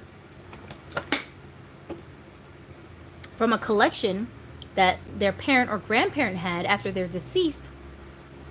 And I've actually gone to an estate sale where someone had tons and tons of dolls that they were trying to get rid of, because obviously nobody collects dolls in their family except for this deceased relative. But the problem was, when I went and looked at it, and sometimes I see this online too, they weren't selling some of the dolls. They were selling every last one of them, every single doll that their family member owned. And as a collector, when I saw that, it broke my heart, because I was like, they don't understand how meaningful and how thoughtful each decision was for how they chose the dolls that ended up in their collection. These are meaningful heirlooms that this person left behind. And even though I'm sure none of the kids were doll collectors, I always feel like, don't you want to take some of it though? Don't you want to put some of it away for a grandkid or yourself, or just a memory to remember the person by? Because I'm sure if they had this many dolls in their collection, it was a huge part of their life. Really? Not even one? You know what I mean? I don't want that. I want my kids to have a handful of dolls that they pick out of the collection, even if they end up selling all of them, the rest of them, that they are just, they associate with me. You know what I'm saying? Because I don't want to be forgotten. So that's also part of what, I'm thinking about when I'm collecting my dolls and restyling them and doing things with them, giving them names, personalities, and backstories and cultural things. I have dolls that I name after my son's friends. if I hear a story about a friend that I like, oh, that sounds cool. And he has a friend that she's a pilot. She's only 16 when she started learning how to fly a plane, and I thought that was so dope. And I was like, that's dope, right? Did I tell you about? She did a delivery on her own from North Carolina to Detroit or something. In a plane? And then she flew that. That's dope. That's so dope. And I'm like, what? You got a friend who is a pilot and she's your age? That's dope. That takes a lot of confidence to even pursue something like that at such a young age, So just the respect that I have for that I ended up naming a doll after her, and I was like, that's sick.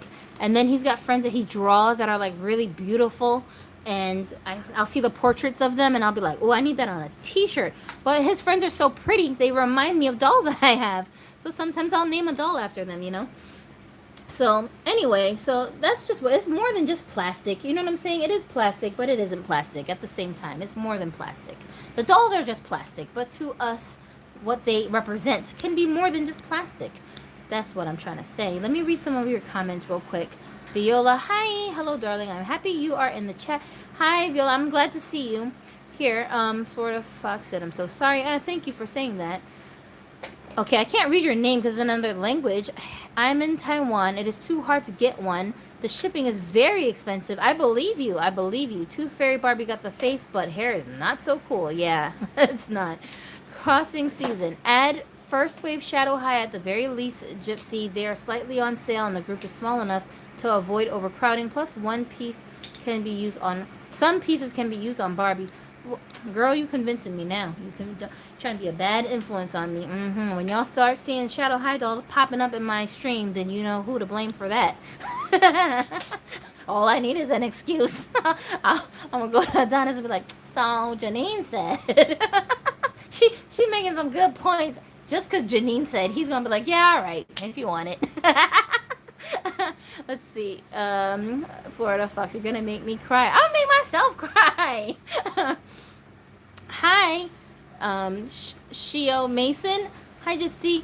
How have you been? This is Joseph. Sadly, my Instagram got hacked because I was stupid. No, what do you mean? Did you click on a weird link or something? You gotta be careful. They be going in with the hacking. They be on my Facebook. I get friend requests from people I'm already friends with. I'll think, oh, they must have made a new page, and then I'll add them. Then all of a sudden, I get this flurry of like messages asking me stupid stuff and weird stuff, and I'm like, you would not be saying this to me if it was really you, right? Then I'll just say something outlandish. I'll be like, yeah, I'll click on the link as soon as you tell me why you was cheating with my man and got pregnant, you hoe. And then the person will be like, okay, so you're gonna click the link though, right? And I'll be like, sure, as soon as you explain to me why you don't come outside and fight me and be a woman about it. And then they'll be like, okay, have a nice day, and just erase the account. I'll be trolling them. I actually think Tooth Fairy Barbie looks like an Asian. She could get a black hairstyle. You know what? I agree. I actually was thinking the same thing when I was looking at her next to the other Carl face sculpts. I was thinking that if she didn't have white hair, obviously, and darker, like, you know, her eyebrows and stuff were colored, she could pass for like an Asian looking face sculpt. But I don't think she just looks Asian. I think she could pass for an Asian or like a mixed Asian person, like half Asian, half white maybe. But it also depends, because when you go to like I want to say like Thai people, they look so diverse. Have you guys ever watched like Thai TV shows? The people don't all look similar to each other. Like, if you watch Korean dramas, everybody looks the same for the most part, right? You can tell they're all one race. But if you look at a lot of other Asian groups like Malaysia, Thai, they don't all look the same. They don't all look like they have the same kind of features. Some of their skin tones are super, super variant. Their facial features, some of them look straight up European. Like, you can't even believe it's an Asian person. Some of them look Hispanic. Some of them look like Arabs. Like, they look so different from each other. But they all speak the same language, have the same culture for the most part. And obviously, you know, consider themselves whatever racial groups they belong to. But you can tell that the people are like different mixtures of people. Like, their ancestors were not all from the same place. You know what I'm saying? It's really, really interesting. Like, Indians are Asians too. Even though in America we don't always group them in with the Asians. We try to, I don't know why. In America, when we say Asian, we always think of like Japanese, Chinese, Korean, Vietnamese, and like sometimes the Filipinos, kind of.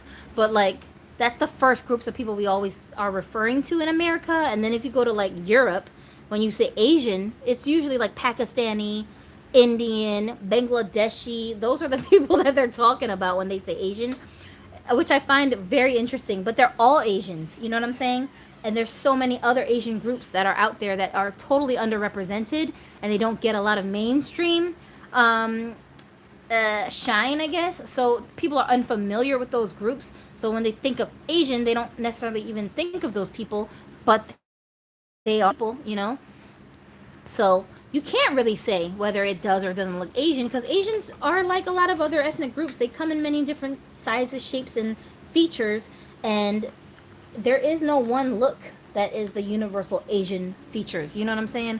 There's the stereotype Asian features, of course, but that's not necessarily everybody, or even most of the people. Let me see if I missed a comment here. Hi, Minnie G. Yeah, so Joseph, yes, ma'am, I had to make a new one. Yeah, I feel you. Don't trust them. Don't trust them, one dear.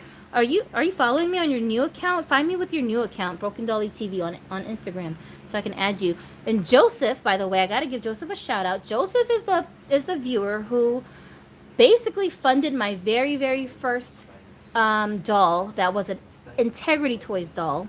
And that's my Poppy Parker doll, Wailani, who is supposed to be a Polynesian girl. So she was the pretty in Polynesia version of Poppy Parker.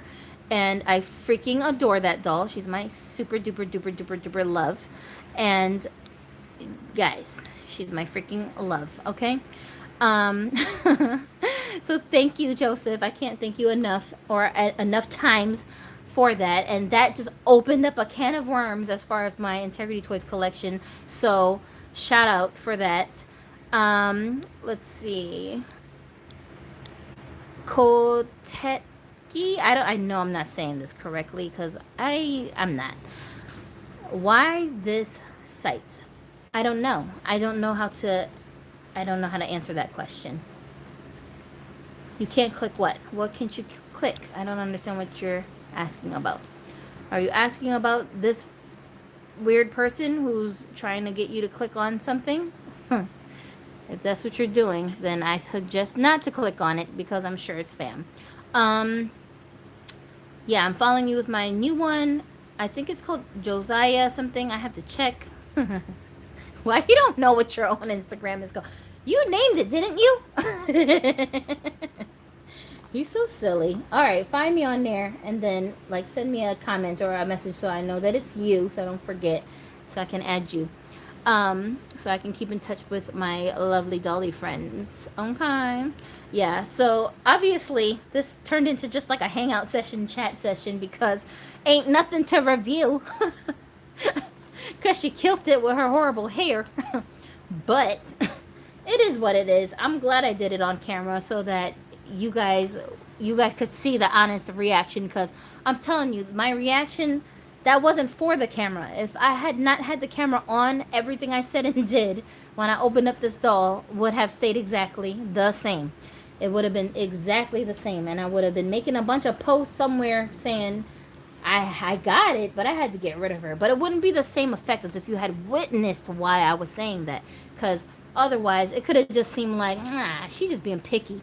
She's just being picky. Every doll doesn't have everything you want, which isn't true, because the Barbie Looks series does have almost everything we want.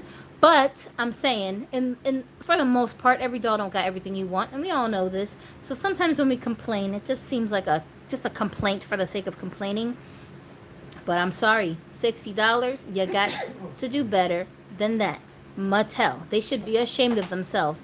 How dare they? They like totally tricked people into buying this doll based on the way that they're advertising it, and the price point almost guarantees that you're going to get quality in the doll. You see what I mean? Like, if you're charging me more than $40 for a doll, it's like an implied guarantee that I'm going to like what I get. I'm going to like the quality of what I'm getting. You feel me? But this outfit reminds me a lot of material that they used for one of those Barbie Extra dolls. I know you guys know which one. I don't know the number because there's like a million numbers, but it's the doll that she's got like a purple outfit on, purple top, I think. Her face, I think, is a Carnival sculpt, and she's a black doll, and I think she was in the second or the third wave. She had real long hair. They all have long hair, but she had like brown, crimply kind of hair. I swear that doll was wearing something that looked really similar, either in fabric or the print that's on this doll's dress. It's very familiar looking to me. I could be wrong. Some of y'all have that doll or have seen reviews of that doll, and your memory's a little bit better than mine. So I don't know, but I'm just saying. You feel me? Yeah, this... Okay, hold on a second. Let me just read some comments. I will have the first Barbie video on my channel in 30 minutes because it's loading. Hey, that's what's up. Sorry for the info, but it is low quality. Okay. Do you want to play with it? Play with what?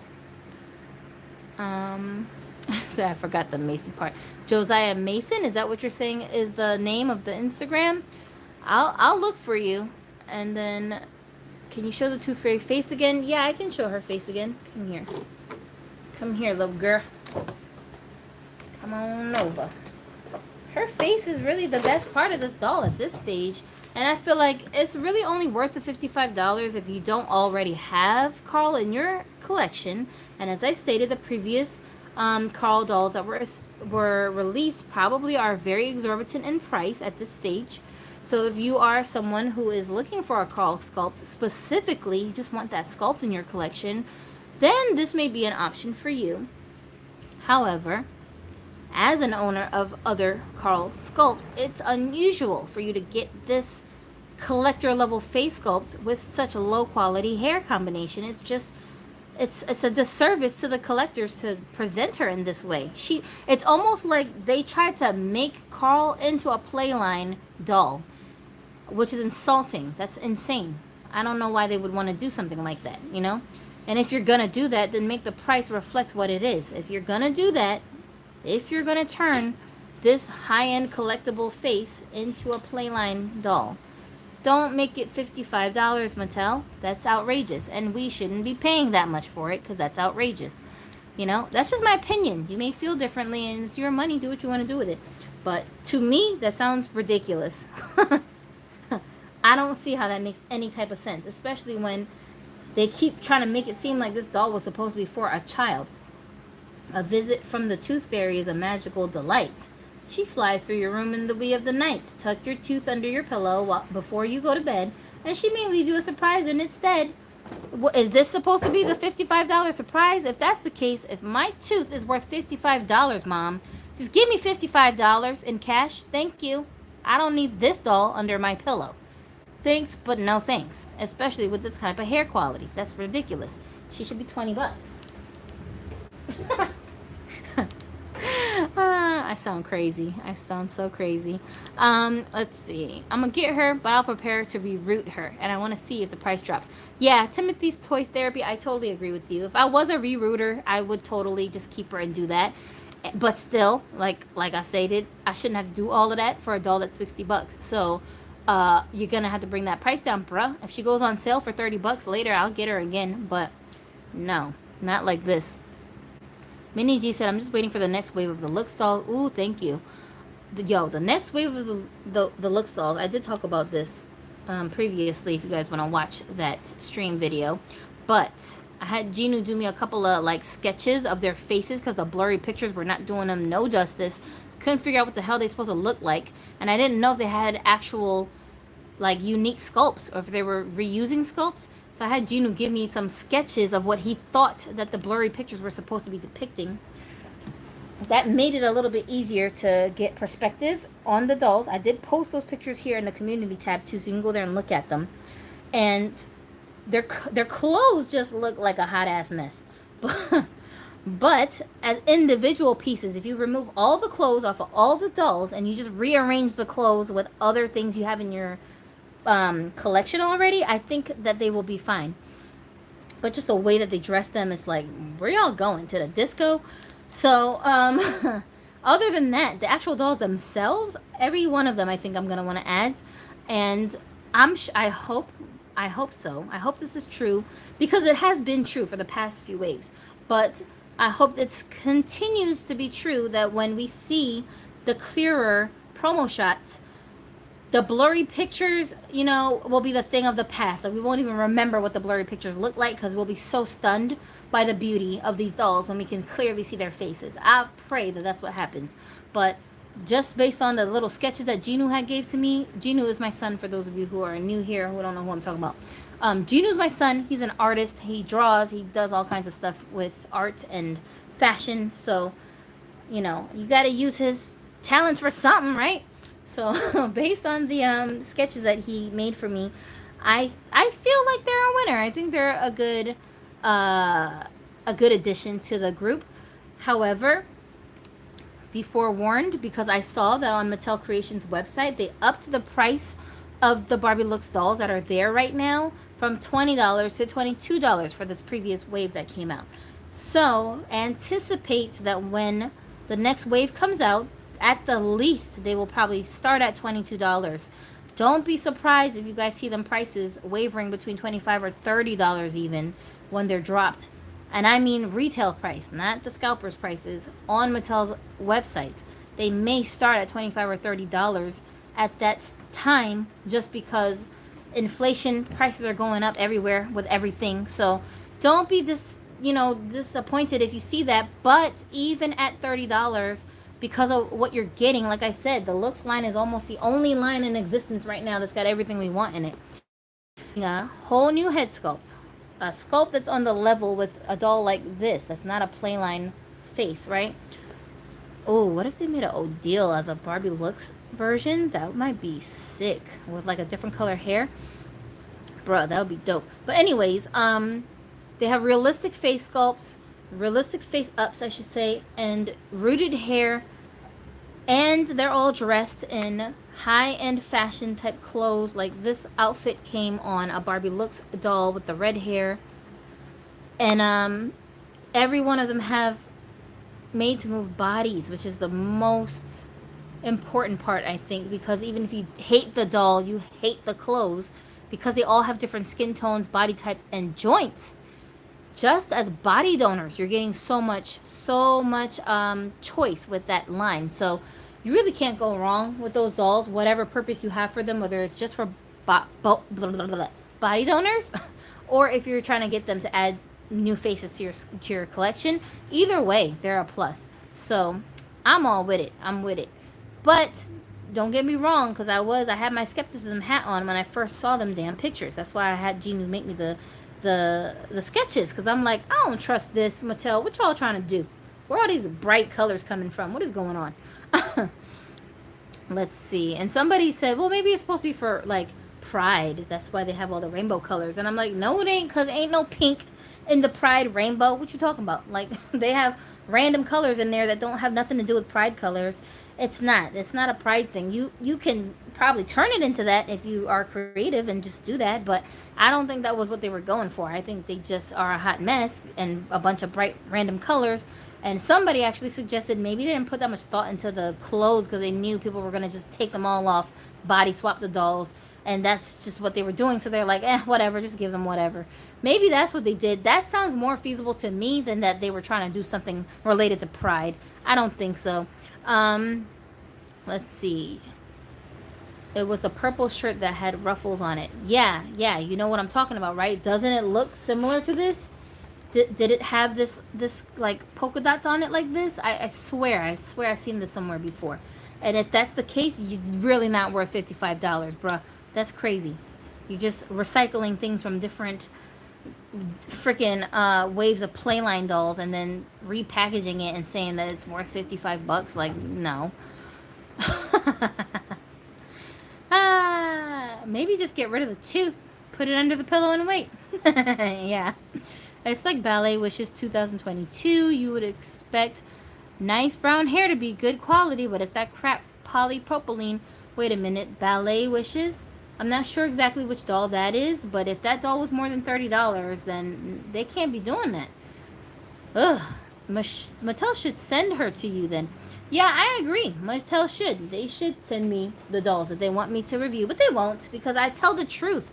That's why Mattel will not send me dolls. It's not because they don't be sending people dolls. They do send people dolls, but they don't want to send dolls to people who don't care about offending Mattel because we point out flaws. They're not going to do that. They're just not going to do that. They're trying to promote their product. They're not trying to just make me happy because I'm a collector. Like, they don't owe me nothing. You know what I'm saying? They didn't tell me. They didn't tell me, you should become a Barbie collector. I did that on my own. You know what I mean? So, I don't expect anything from Mattel. But I do expect quality for the stuff I'm paying for. I do expect that. If you're going to give me crappy quality, then you can send it to me for free. But if I'm buying it, bruh, you better have something for me to buy. It better be worth the money. Yo, at $60, this is half the price of one of these Barbie style dolls that cost $100. $100. Those dolls come with regular grade saran hair. So at half that price point, that would be like taking away the Barbie style doll's extra clothes and just selling her as is with nothing else. Just her and the clothes that she came in. That's worth $55 according to Mattel's price points. If that's the case, then this doll should have good hair. You see what I'm saying? It doesn't make any sense. Like, what? How do they price these dolls? It seems random. It doesn't seem like they have a way to calculate how the dolls are priced. It's just whatever they feel like pricing it today. That's just what it is. Because if they said this doll was $100, some people would have actually spent the money on this doll, thinking that it was worth it just because it's a new doll that they've not seen. And they're all excited. Their emotions are making them want to have the doll in their collection, you know? Is it worth $100? No, the heck it's not. It's not worth $100. Even with this Carl sculpt, this doll is not worth $100. So, oh shoot. Woo! Good job. Good job, Gypsy. Yeah, that's the universe telling me I gotta stop ranting. Alright. I thought it was the dress of that extra doll. Yeah, I thought the same thing. Yeah, Florida Fox. Yeah, we can call. I just gotta make sure that my time is blocked out so I can talk because... What time is it right now? It's like 3 o'clock, so I have a couple of errands to run, but text me when I get done with this, and then when I have a block of time, then you can definitely call me. Does she have purple brows? That's a good question. To me, they look gray. They look like a very, very light shade of gray, not purple. Definitely needs to be rerouted. Timothy. So it's disrespectful to Carl. Amen. Did the coins come with the doll? Yeah, the coins are down here. They're in like a plastic little packaging, and then it's got a little bag that it comes with. Again, what's the point? Mattel, if you're going to just send random coins up in here, can you reimburse me some of this $55 and put real coins? Can I get some quarters? Something. Like, put some real quarters in there. You know? What a diss. Alright. Janine said, it sounds like you're reading a Dr. Seuss book. Oh, yeah, that little rhyme. That was the rhyme that was right here on the back of the box. That's what I was reading. That's why I'm like, it's supposed to be for a kid. So, come on. Come on, Mattel. Come on. And all Barbies are for kids. At the end of the day, they should be pretty uniform in their quality when they reach certain price points. I'm sorry. It's just fair. Fred Meyer, TMB. Hey, where you live at? There's a Fred Meyer here. Fred Meyer is not everywhere. I think they're mostly... I don't know exactly where they're mostly at, but I know there's all over Washington State, because this is the first time I ever saw a Fred Meyer coming out here. Hi, Tevin. Viola said, yeah, super doll. You mean Barbie Extra doll number 7. Okay, that might be the doll that you're talking about, number 7. I don't know the numbers, but that sounds about right, because I remember her being in a very early wave. Is she 11 points or 22? No, she's definitely not 22 points of articulation. This one, she got the neck joint, the elbows, and the shoulders. She's got her knee joints. She does not have a joint here in her ankles. They look like high heel feet to me. And for some reason, the shoe doesn't have a heel on it, but it's supposed to be. And then she's got her joints here in the hips. I don't think she has a joint in her chest. I don't feel one. No, she doesn't have one there. But yeah, she doesn't have all the maximum amount of joints that she could have.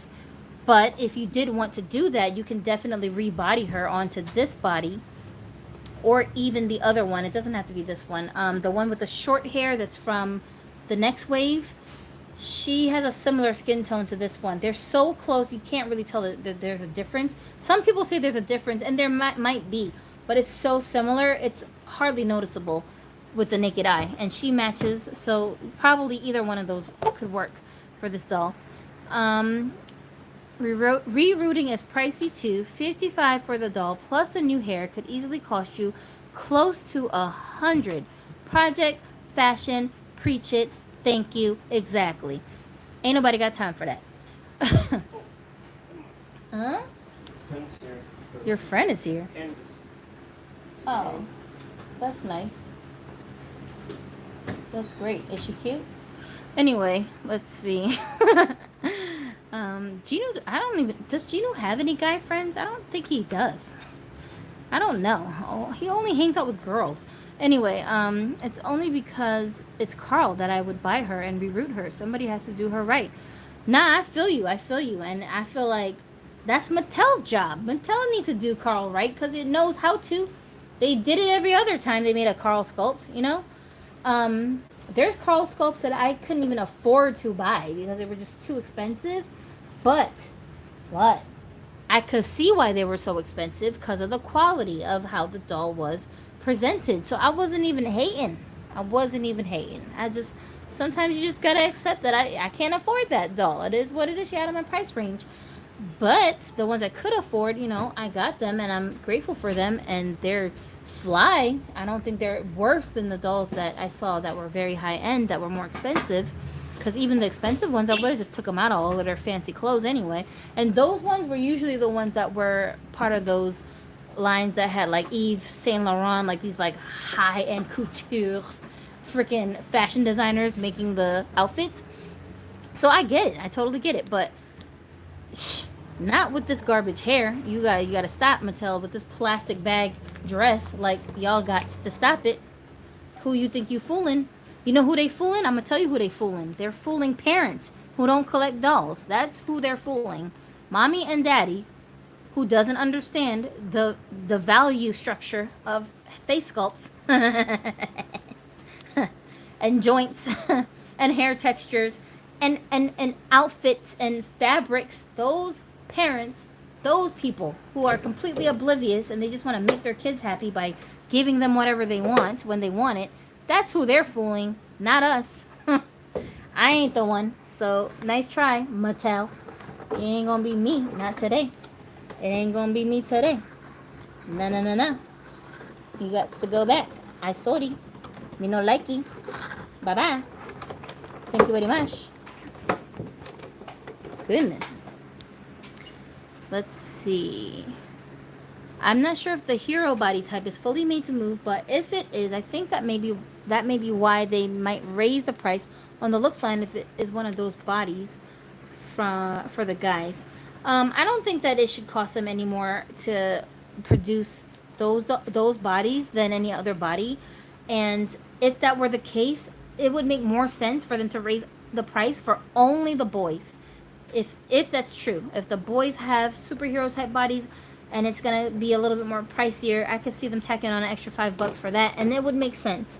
Nobody would argue that. I don't think so. No reasonable collector would argue with that. But I have a feeling that's not what they're gonna do. They're just gonna raise the prices on all of the dolls in the entire line, because it's not about whether or not the bodies cost more to produce. It's just about business. They can get away with it. They see how quickly they flew off the shelves at $20 in multiples. People were buying 2, 3, 4, whoever knows how many, whatever the limit was for how many they could purchase. They were buying them. They were getting sales left and right. So they're crunching numbers over there. And they're like, if we tack on an extra $2, tack on an extra $4, that could really boost things sales-wise, because you know the rest of their dolls that they have, like the Playline dolls, a lot of them dolls are garbage. Like, nobody wants those dolls except for people who are super customizers, because they hardly ever keep them the way that they come, or children, obviously. And kids ain't spending no money. Their parents are. You're not going to buy your kid every mermaid doll that's on the shelves. You're going to pick 1 or 2. You ain't giving them all of them. You know what I'm saying? And then it's going to be a while before you get them a new doll. Those dolls are all under $20. So to make their money fast, they gotta market to adults. because we are the only ones that are spending real money on these dolls. It's not the same. It's a different level of money that they bring in off of adult collectors than they do with parents who are buying things for their kids, which is why they can get away with charging 55 weird ass dollars for that doll. Because no collector in her right mind would be satisfied with this quality at that price. It just wouldn't make any sense. You know what I'm saying? Unless you got the doll for free to review it, that's different. But, you know, like I said, if you don't have a Carl sculpt in your collection, that's one thing. But if you already have a bunch of Carls, you're not looking at this doll like you're missing anything if you don't have it in your collection right in this time frame. The way that she comes, maybe if you're going to do a bunch of customizing, that's different. But not the way that she comes.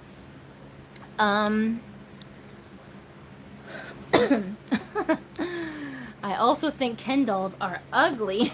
That's funny. Tevin said now it's because color block and neon colors are back in style now. Yeah, that's why I said I don't really think it's a pride thing. I think they're just trying to be so-called fashionable in their doll way and their Mattel way. And sometimes it's a hit, sometimes it's a miss. Janine said, I think it's just plain inflation, price gouging as to why the prices increased because the rewind dolls went from 40 to 45. I agree with you. I think that's all it is. You know, there's no reason to overthink it, y'all. I know to us these dolls are more than just plastic, but to Mattel, they're not. They're just a product that they create and they sell. That's it. The people who design the dolls may be doll collectors, some of them, absolutely, and they try to put some work into the way that they are creating these dolls so that collectors will appreciate them because they themselves are collectors.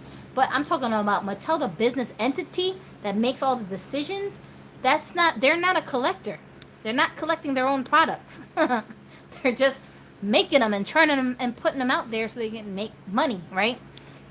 The more money, the better. So if the customer is not going to complain about paying the money. I went to McDonald's the other day.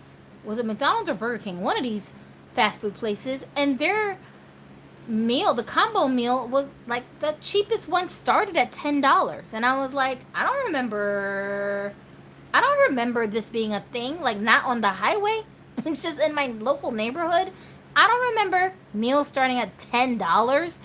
What? Since when? But fast food is raising their prices because it's real out here, man. Everybody's raising their prices. It is what it is. Let's see. The hero body may be a stand-in that image. They may be giving us a new MTM Ken body. At least that's what we are hoping. We did figure out when we were analyzing the pictures, guys, that one of the boys does have a slightly different body type than the other one. And based on the way that the hands were sculpted and the size of the thighs, we were guessing that it is a superhero body or at least a broad body in a Made to Move form. So I think we are going to see that the one Ken at least is a different body type. They need to redesign the Ken dolls. And what is it that you don't like about the Ken dolls specifically? I think that some of the Ken dolls that they've been churning out look very not distinct, I guess. I don't know. Is that the right word I'm trying to use to say what I'm trying to say? Not memorable. Maybe that's the word I'm looking for. They don't have memorable face sculpts. Like, I don't know. I've seen one or two that I really liked, especially in the Fashionistas line where we normally see the most up-to-date, newest sculpts coming out. The boys are a little bit weak. Like, I don't know. To me, that's how they seem. I haven't seen a boy doll in those lines lately that I was like, oh, I need him. I haven't really seen that. And then as far as the Barbie Looks guys, I like the Barbie Looks guy dolls that have been produced so far. I think that the one from the last wave with the long hair, I think it's a good looking sculpt, but he just looks so, I don't know, he just looks very uninterested. Like the look on the doll's face, he just looks like bored. He almost looks like, I guess I'm the token dude because they had to have a guy in this line. So whatever, like that's how he looks. He looked like he wouldn't even hang out with them. You know what I'm saying? Like they borrowed him from another world and said, come over here and stand over here next to these girls. And he's just got stuck over there with them. And he's like, this is not my style. I wouldn't wear these bright, shiny, freaking silver pants. Like, what the heck? They made me shave all my facial hair off. Like, that's how he looks to me. Like, it's just, he don't look like he belonged with them for some reason. But it's not a bad looking doll. He just didn't give me like the whole club vibe, I guess, that line was supposed to be depicting. I don't know. Maybe it's just me. Yeah, I don't know. That's why I always end up taking my dolls out of their original condition, because I swear they look so trapped in the box. Like, they're just like, oh my god, I can't breathe. Oh my god, I hate this outfit. Oh, my feet hurt. Oh my god, put me in some sweatpants. Like, they just look like uncomfortable. Like, I gotta pose like this for so long. Help me. That's how they look to me. And I just be like, you know what? I'm gonna take you out. I'm gonna free you. And we're gonna get you the way you want to be. That's how she looks too. When she was in the box, to me, she looked so stiff and just uncomfortable. I kept saying she looked like a robot. Like she's a freaking android. And then when I gave her joints and changed her clothes, I was like, okay. Okay. Now I see it. Then I changed her hair too. I just dipped it in hot water. I did it on camera, so y'all can see what I did. I didn't do nothing special. I just dipped it in hot water a bunch of times, and then I dried it with a paper towel, and then let it just air dry. That's all I did. So her hair was this, not the original state it was in. It was like all curled like this with like really stiff gel in it, and you couldn't even see the length when it was fresh out of the box. But in the box, girl looked like she was just constipated, and I was like, no, we gotta free you. So I always end up taking my dolls out of the box for the most part.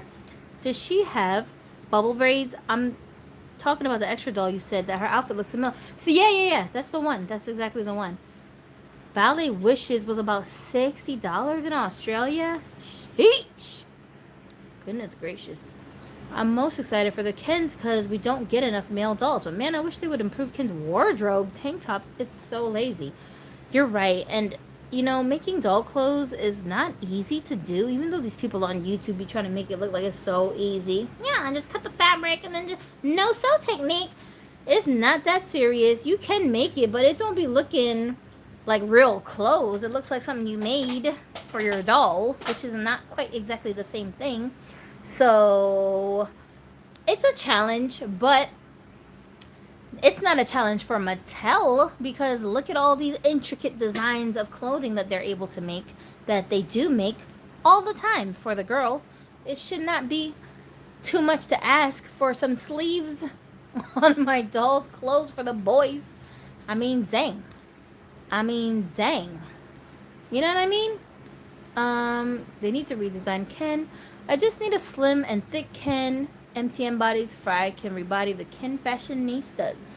Yes, all of those fashionistas Kens need them some brand new bodies. It's not the same fabric, but it has a similar design. Yeah, it's very similar, right? I'm not saying it is the exact same thing, but it looks so close to that it just doesn't look that exclusive. Like I've seen this before type of a feel. So I agree. It's not impressive. Let's see. Also new pink, blue, purple skin Barbies. Fairies. Yeah, we need fantasy skin tones for Barbies again. For me, brows are purple on camera. Yeah, on camera the colors are not as accurate as they are in real life, of course. But definitely her eyes do not have purple in them. They have, well, not in the eyes. I mean the eyebrows. It's not purple. It's gray. Okay, now let's see. Who else's comment did I miss? No. Okay, hold on. Sorry, guys. I lost my feed for a second there. How about buying secondhand wigs from a reseller and use it as hair for the doll? That's actually a really good suggestion and a very good idea, and I actually would do that, but for my other dolls that I already have in my collection that need some work on their hair that I'm too lazy and impatient to reroute myself, I actually thought about just making a few wigs and then doing it like that with those dolls, but it's so much work. It's so much work. I know that's coming from someone who other people would consider a very customizing friendly person, and I am. But that's the stuff that I'm used to and good at customizing, not everything, you know? Oh, you know what? My phone is totally gonna die, which I just realized. Let me just. Yo, is there. Let me get that charger right quick. Right. You want some super glue? Oh. I only have gel super glue. Is that gonna work for you? Is that the one I used on my bike? Yeah. Oh, that's good. Okay. It's either in here. Dig around in there. Huh? When they took it out in the heat, I started working, right? Where? Right here, see? See it coming off a little bit? Oh, snap. Are you gonna paint on this? Draw over it with these Sharpies. Over this? Mm-hmm. So you have to coat this in something. Or put something else over it so you can draw on top of it. Right? But I was going to test it first. See how well it stuck to that. Well, don't put more. Oh, so you need to put this back down on it. Yeah, there's glue for that. Hang on. Get that. Who get what? I don't forget that. His friend? Oh. It's inside of my drawer. I'll get it for you when I'm done. Okay. Okay, I'm almost done. I mean, you can get it yourself, but I don't know if you want to go in there looking for it. Keep the Tooth Fairy doll. I straightened her hair and I like it. How does it feel after you straightened it? Does it feel still stiff? Here's the thing, too, because I was thinking about that, but at the same time, I have my Barbie Extra dolls that have the same kind of hair, and I did straighten their hair. I, gave them boil wash treatments. I used a straightening iron on some of them, and it was better, but it wasn't what I want the texture to be like. And this doll has very long hair, which on my Barbie Extra dolls, I ended up having to cut a lot of their hair because the length of the hair was actually adding to the disheveledness, because the hair is so lightweight. It doesn't have any weight to it, so you can't really move it around the way that you want. So that was a problem for me. And those dolls, because they already have Playline face sculpts, I don't stress it as much. I think it's an upgrade that their hair is a little bit better quality now that I've manipulated it. But for her, because she's got the Carl sculpt, if it was any other Playline sculpt, I wouldn't be saying this. But because she's a Carl sculpt, even with the upgrade to her hair texture, I'm still going to feel but it's not like that hair. It's not as free-flowing as I need it to be. So, I'd constantly be having to work with the hair, and it would just drive me insane. And I don't want to do that. I don't want to have you just stuffed in a drawer for 8 months because I can't figure out how I'm supposed to style your hair so it's not just getting in the way, because I don't want to cut her hair. I like the length. I want to keep her the way that she is, you know? So I am going to get her. I'm going to get her again, but only if her price comes down. If her price goes up, for example, nah. I just don't have this doll in my collection. I ain't missing it. I'm not missing that doll because I'm really just in it for the face sculpt and the hair, and I already have a bunch of this face sculpt. I don't have any dolls with hair like this, but somebody else will come along. Someone else will come along. Keep the Tooth Fairy doll. Okay, I read that. Okay, Timothy said, I just sent my Carl with the band to Barbie's GBF, but I have the darker one and another one that's on her way to me. If this fairy is mass produced, she will drop in price in time for Christmas. I believe it. Sorry, the bangs, not the band. Oh, okay. Your Carl with the bangs. Okay, are you guys trading dolls? What happened there? How do you end up sending it off to Barbie's GBF? I have the darker one and another one that's on her way to me. Are you guys trading? Is that what it is? They were bogus as hell for not putting the Looks dolls on retail shelves, says Tevin, and I agree with you. I wish that they did. I wish that they had. I wish that they would. Why can't they? Let's see. Oh, he looks like an integrity dude. Mini G. Are you saying that about the Barbie Looks guy with the long hair? The Native American looking guy? Yeah, he does give me integrity vibes. For sure. Tired from staying in the box, totally. He really was the token guy. OMG. right? Because I thought they were gonna have two guys in the line at the very least, but no, they only had him, and because they broke the wave up into two waves, it almost looked like one wave had no guys. Like this last three that came out, it looked like there was just no guys in that wave, because some people didn't realize that they were all part of one wave broken up into two. So when the first half of the wave came out, it was like, oh, so they're just giving us $3 at a time now? You know what I'm saying? And then the next wave came out, so it looked like they're just giving us 3 at a time ever since the first wave dropped, you know? But no, the whole second wave was the 6 dolls. They just broke them up into 2 groups during release for whatever reasons. Some looks and basic looks like Integrity and Integrity Toys look angry at in their face. Barbie Nation uses shampoo with argan oil before boiling the hair. I tried a few times. It really does change the hair. Okay, well that's good to know. Shampoo and argan oil. Okay, that's interesting. Mattel made way better Barbies clothes back then, said Tevin. I agree. Yeah, the Barbie Extra is a little bit getting down in quality these days. I have to agree with you on that. I really do. What in the world? What is going on?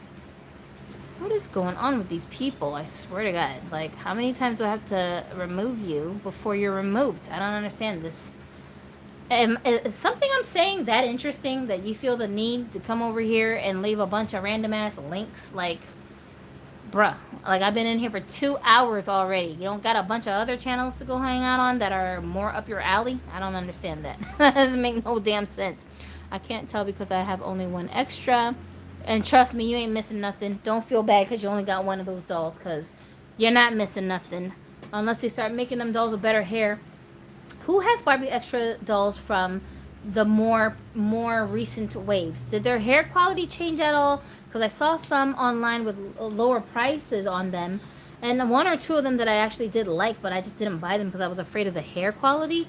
But I was like, I ain't taking my chances buying this doll because it's a little bit on sale. Because what if I hate it? I don't want to go through the hassle of returning it. To make the Barbie Extra fancy, more impressive, most likely. But BMR got worse. Faves in last wave, just like Fashionistas. And oh, you mean faces.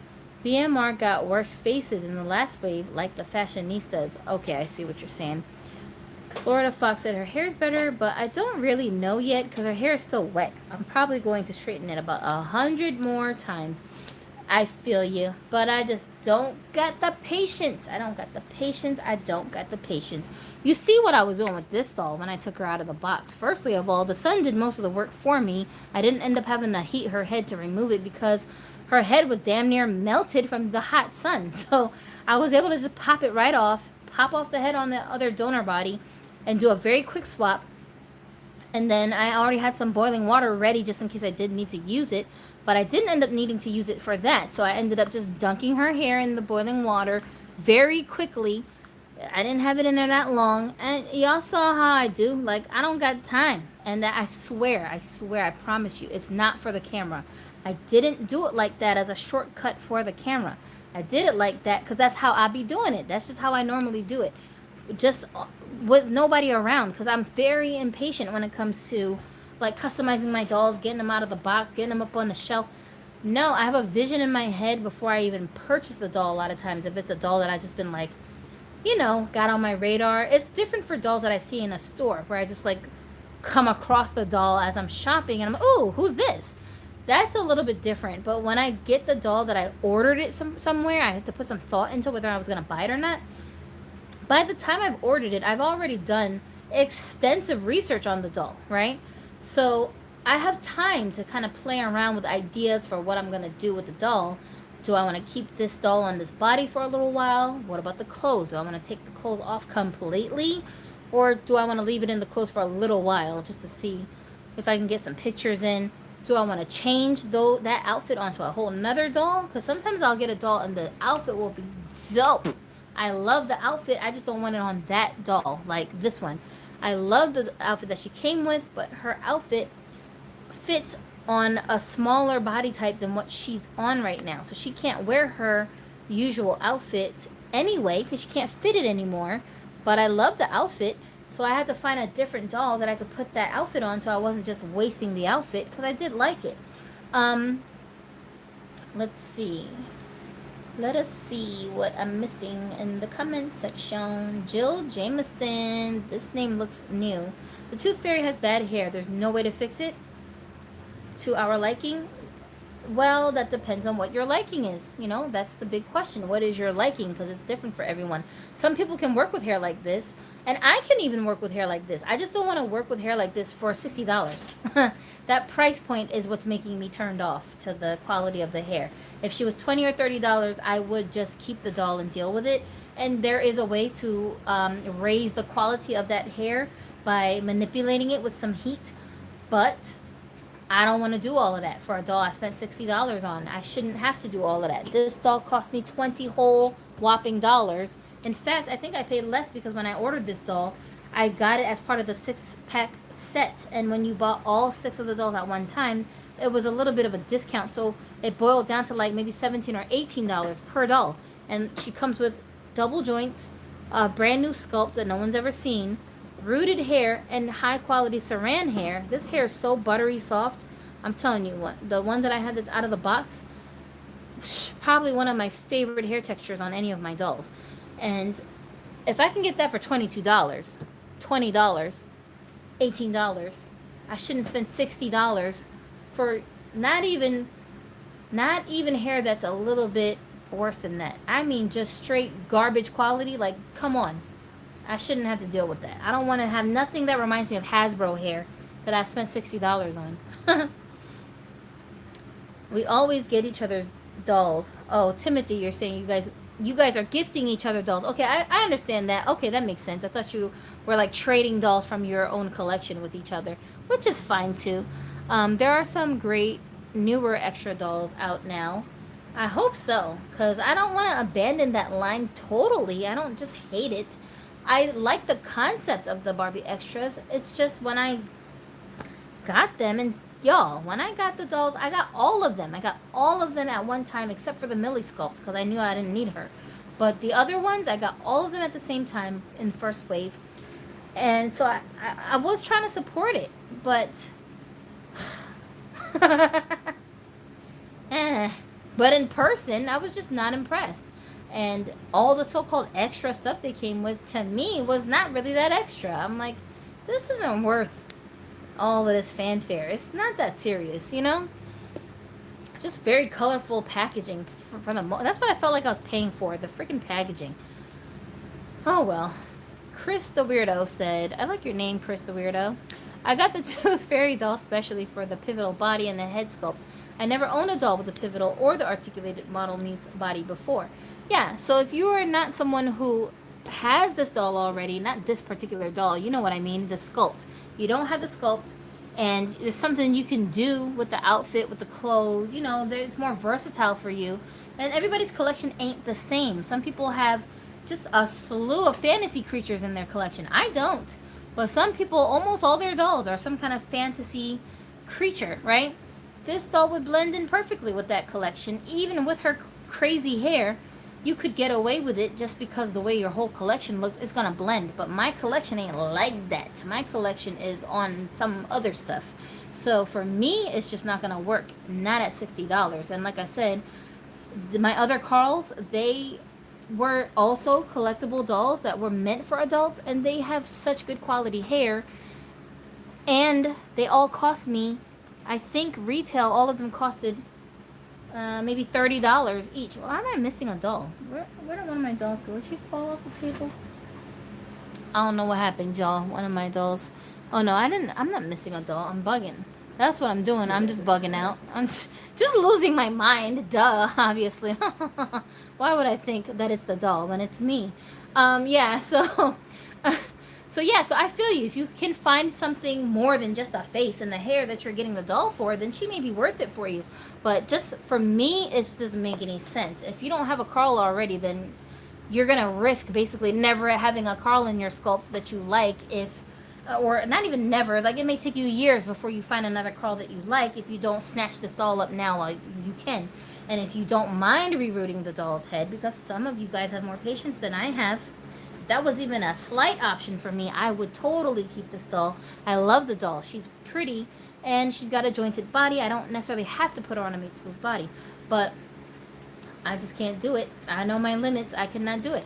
And so I'm just sharing this with you guys because some of you guys feel the same way that I feel about what you're looking for to add in your collection. But for some of you guys, hearing me say this, it's helping you to put into perspective. Oh, okay, well, I'm an expert doll hair rerouter.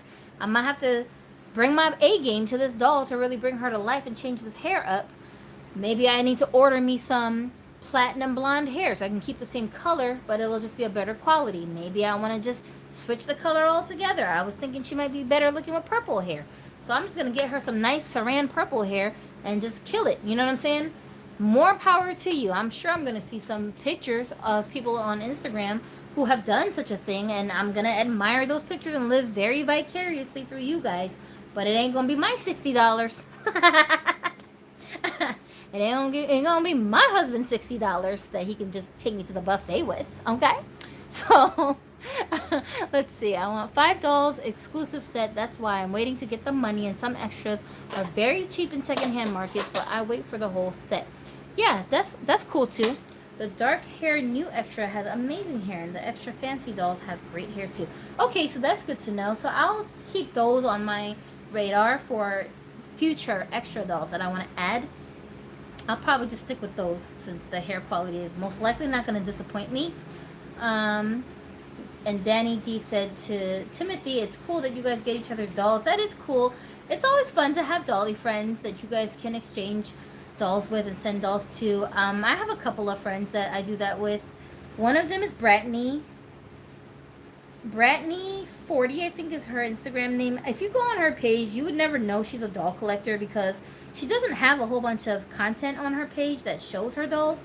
But a couple of times she's joined my lives on Instagram from her house, where she literally gave us like a tour of her house. Her entire house is like, you guys follow Azusa on YouTube or Instagram. She's the Japanese lady with like nothing but pink in her house, and her whole house from top to bottom is just all Barbie, right? Well, kind of like, almost like that, but not all pink. Like Brittany's house is covered. I'm telling you, my wall to wall, everything is covered with dolls.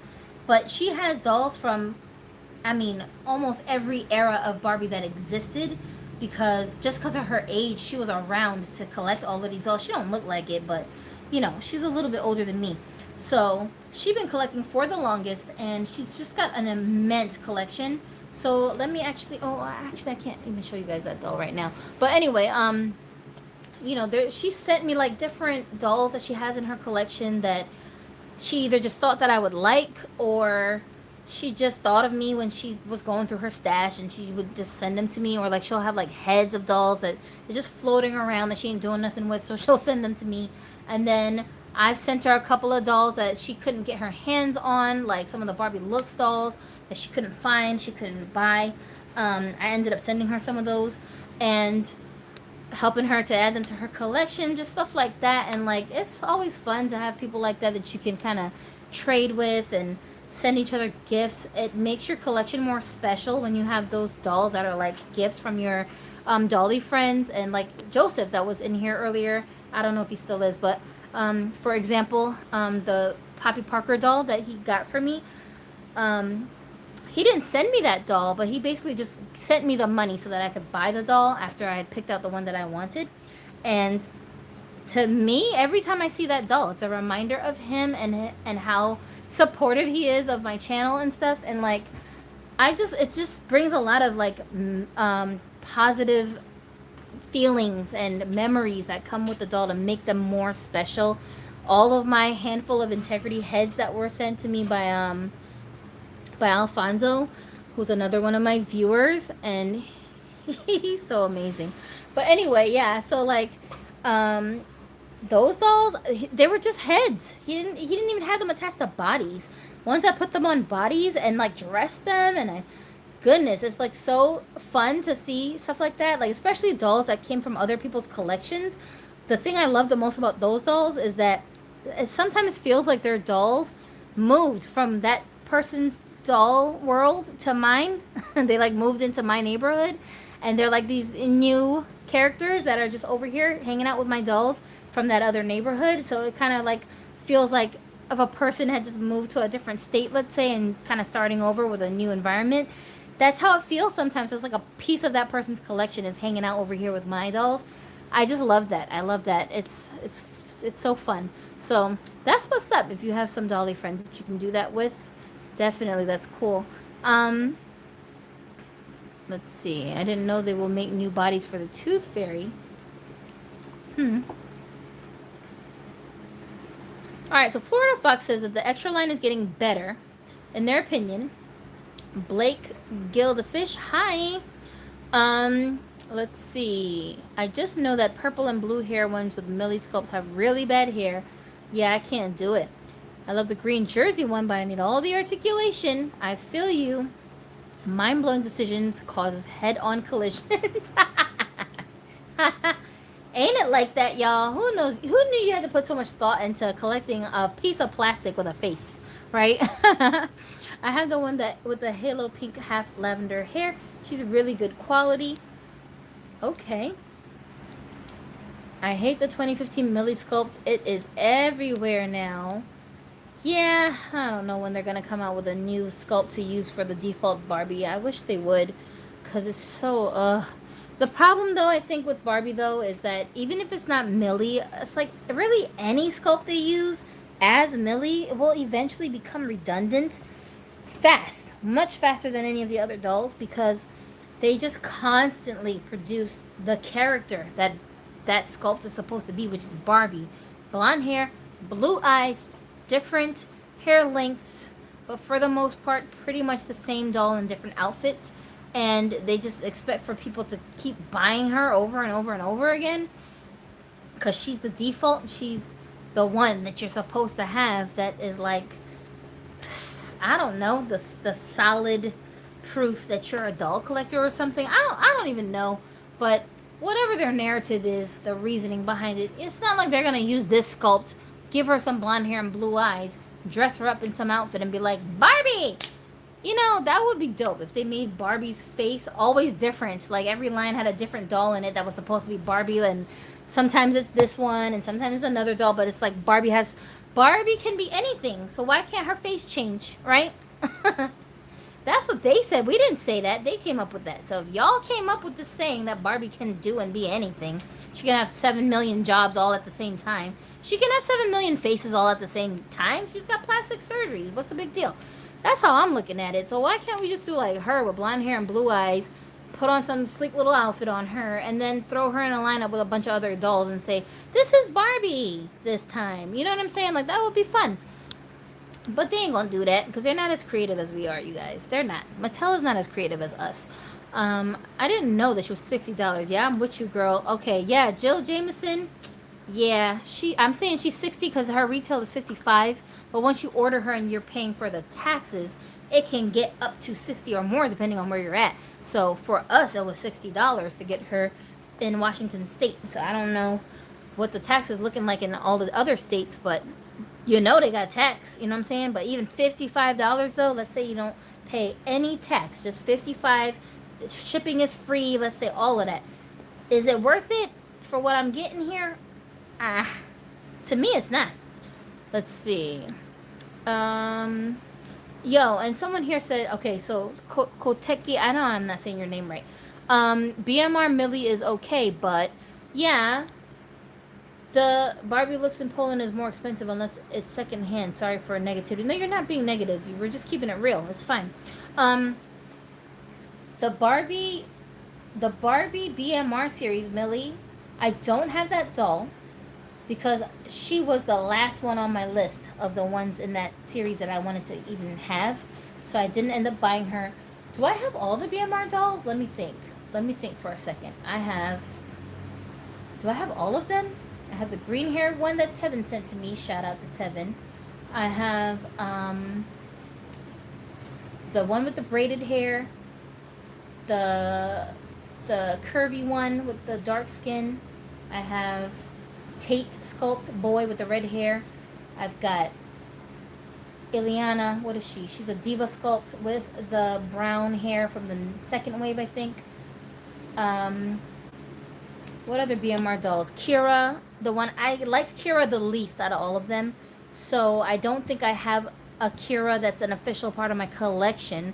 I ended up buying like 3 of her when she was $10 on sale on Amazon as body donors. So all of my Kira sculpts from that line I actually have on with different heads on the bodies.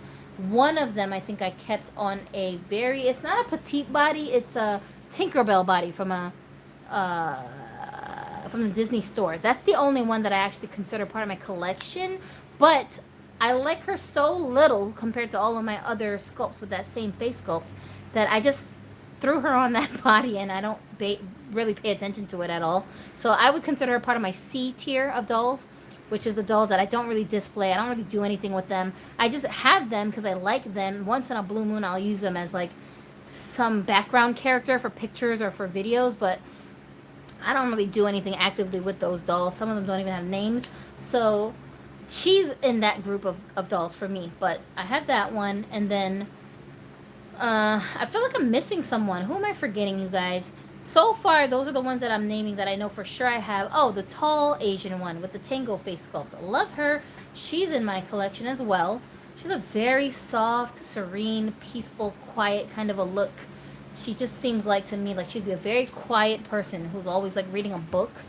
But she's not quite in a nerdy way. She's just like, you know, like she's like up on current events. She's fashionable. She's into all of that stuff, but she's just not flamboyant about it. Like that's the kind of vibe that I get when I look at that doll's face. So I imagine that's what her personality must be like. But yeah, the Millie sculpt, I don't have that one, and I wasn't going to add that one to my collection unless it was a really, really low price. I didn't want her for $30 because I knew I didn't need another Millie in my sculpt. But the only reason why I didn't just completely discount her was because she doesn't have an open mouth. I hate the open mouth Millie sculpt with a vengeance. I can't stand it. I don't want to look at that face ever. And I have probably one of them in my collection that I just keep. I always keep like one Millie around just to use as a default Barbie character for times when I'm cracking on Barbie, like just to make fun of Barbie. I'll have at least one that I use as that character. But I feel like the one that I have right now that's supposed to be my active so-called Barbie character, she's not an open mouth Millie, I don't think.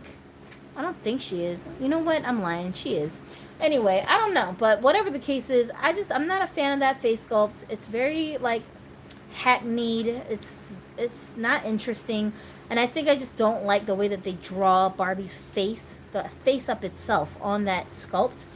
But the closed mouth Millie from the BMR line, I think that one is prettier than what I normally see with that sculpt, because they didn't draw her like the usual Barbie character in some ways. Like her eyebrows are a little bit thicker, and the way they drew her eyes, it just seems like her eyes aren't like this big, round, staring at you, giant balls just staring at you. Like her eyes look a little bit different, you know, like the way that they drew her face, she just looks a little more serious, I guess.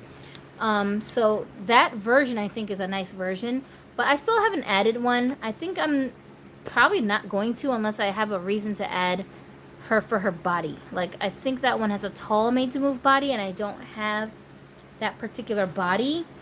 So if I needed that body and that skin tone, I would probably end up getting one, but I haven't needed one, so I just haven't gotten one. It's not on my list of like priority dolls to get. Yeah, no. There are a few nice Millies, but why copy and paste the same doll and use more plastic? Yeah, exactly. That's a good question. And I don't know. This doesn't make any sense. I'd rather have dolls with hair textures like real black people hair that is easy to manage. That's what Tevin is saying about the doll hair textures. Speaking of textures, I really like her hair a lot. She's got twists. They're like 2-strand twists. And at first I thought they did this on purpose, where some of the twists are unraveling at the ends to make it look more realistic. Because when women have hair like this, in real life, I mean, human beings, a lot of times the braids unravel at the bottom And a lot of times they do it on purpose. They want the braids to be unraveled at the bottom so that they're loose. And then, you know, obviously they're tight at the top so that they stay in place. And it's a cool look. It's very realistic looking. So I thought they did this on purpose. But as I'm looking at the doll and handling the doll, I think I'm realizing this was not done on purpose. These actually just unraveled on their own. And it's possible that they may unravel all the way up to the top of the hair, because as I handle the doll, see how this one is almost all the way unraveled? But it wasn't like that when I first removed her from the box. So somehow I like that about this doll, that it's kind of like unpredictable whether or not her hair will stay in the texture that it was supposed to be, or if it's going to change over time as more of the pieces unravel, and then how it's going to change her look naturally. And I have no problem with that. I think it's interesting. I think it's cool. I'm going to make sure I take lots of pictures of this doll while she's still like this, in case it does eventually unravel completely or mostly, because then I won't remember how it looked when it was all like this, and I'm not going to spend my time sitting there trying to retwist all of the strands later on. I ain't doing all of that. So that's going to be interesting when most of her hair is this like curly kind of texture from it all unraveling. That'd be really interesting to see. But also, it's very different than what I have in my collection of dolls right now. I don't have any dolls that have hair like this, that have that feature. So it's very interesting. I think that that's pretty cool. And you can still style her hair like as if it wasn't in twists. So all the normal things you can do with the hair, you can tie it up like this. You can give her ponytails. You can give her buns. You can do whatever you want to do. You can braid this hair too if you want to, and make more braids. But it's very versatile. It's very versatile, even though it's all twisted up. And of course, this texture, because not all twists are the same. I have the Barbie Looks guy that came with in this series, the dark one. He has like braids or something in his hair. So I think he's got braids in his hair.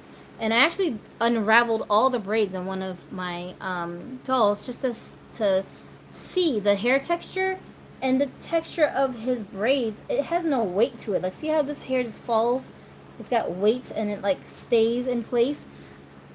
His hair is not like that. When you take it out of that bun that he comes with, I even tried to like boil wash that hair and it got a little calmer, but it's not, it has no weight to it. It just floats all over the place. So I don't know. I don't like the quality of that material that they use for his braids, and it makes it really difficult to style his hair when you take it out of that bun that it comes in.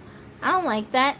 So I don't just like it because it's twisted. I like it because the material they use for these twists has weight to it, and it's not just like unmanageably floating all over the place with no weight, you know? I don't really like that.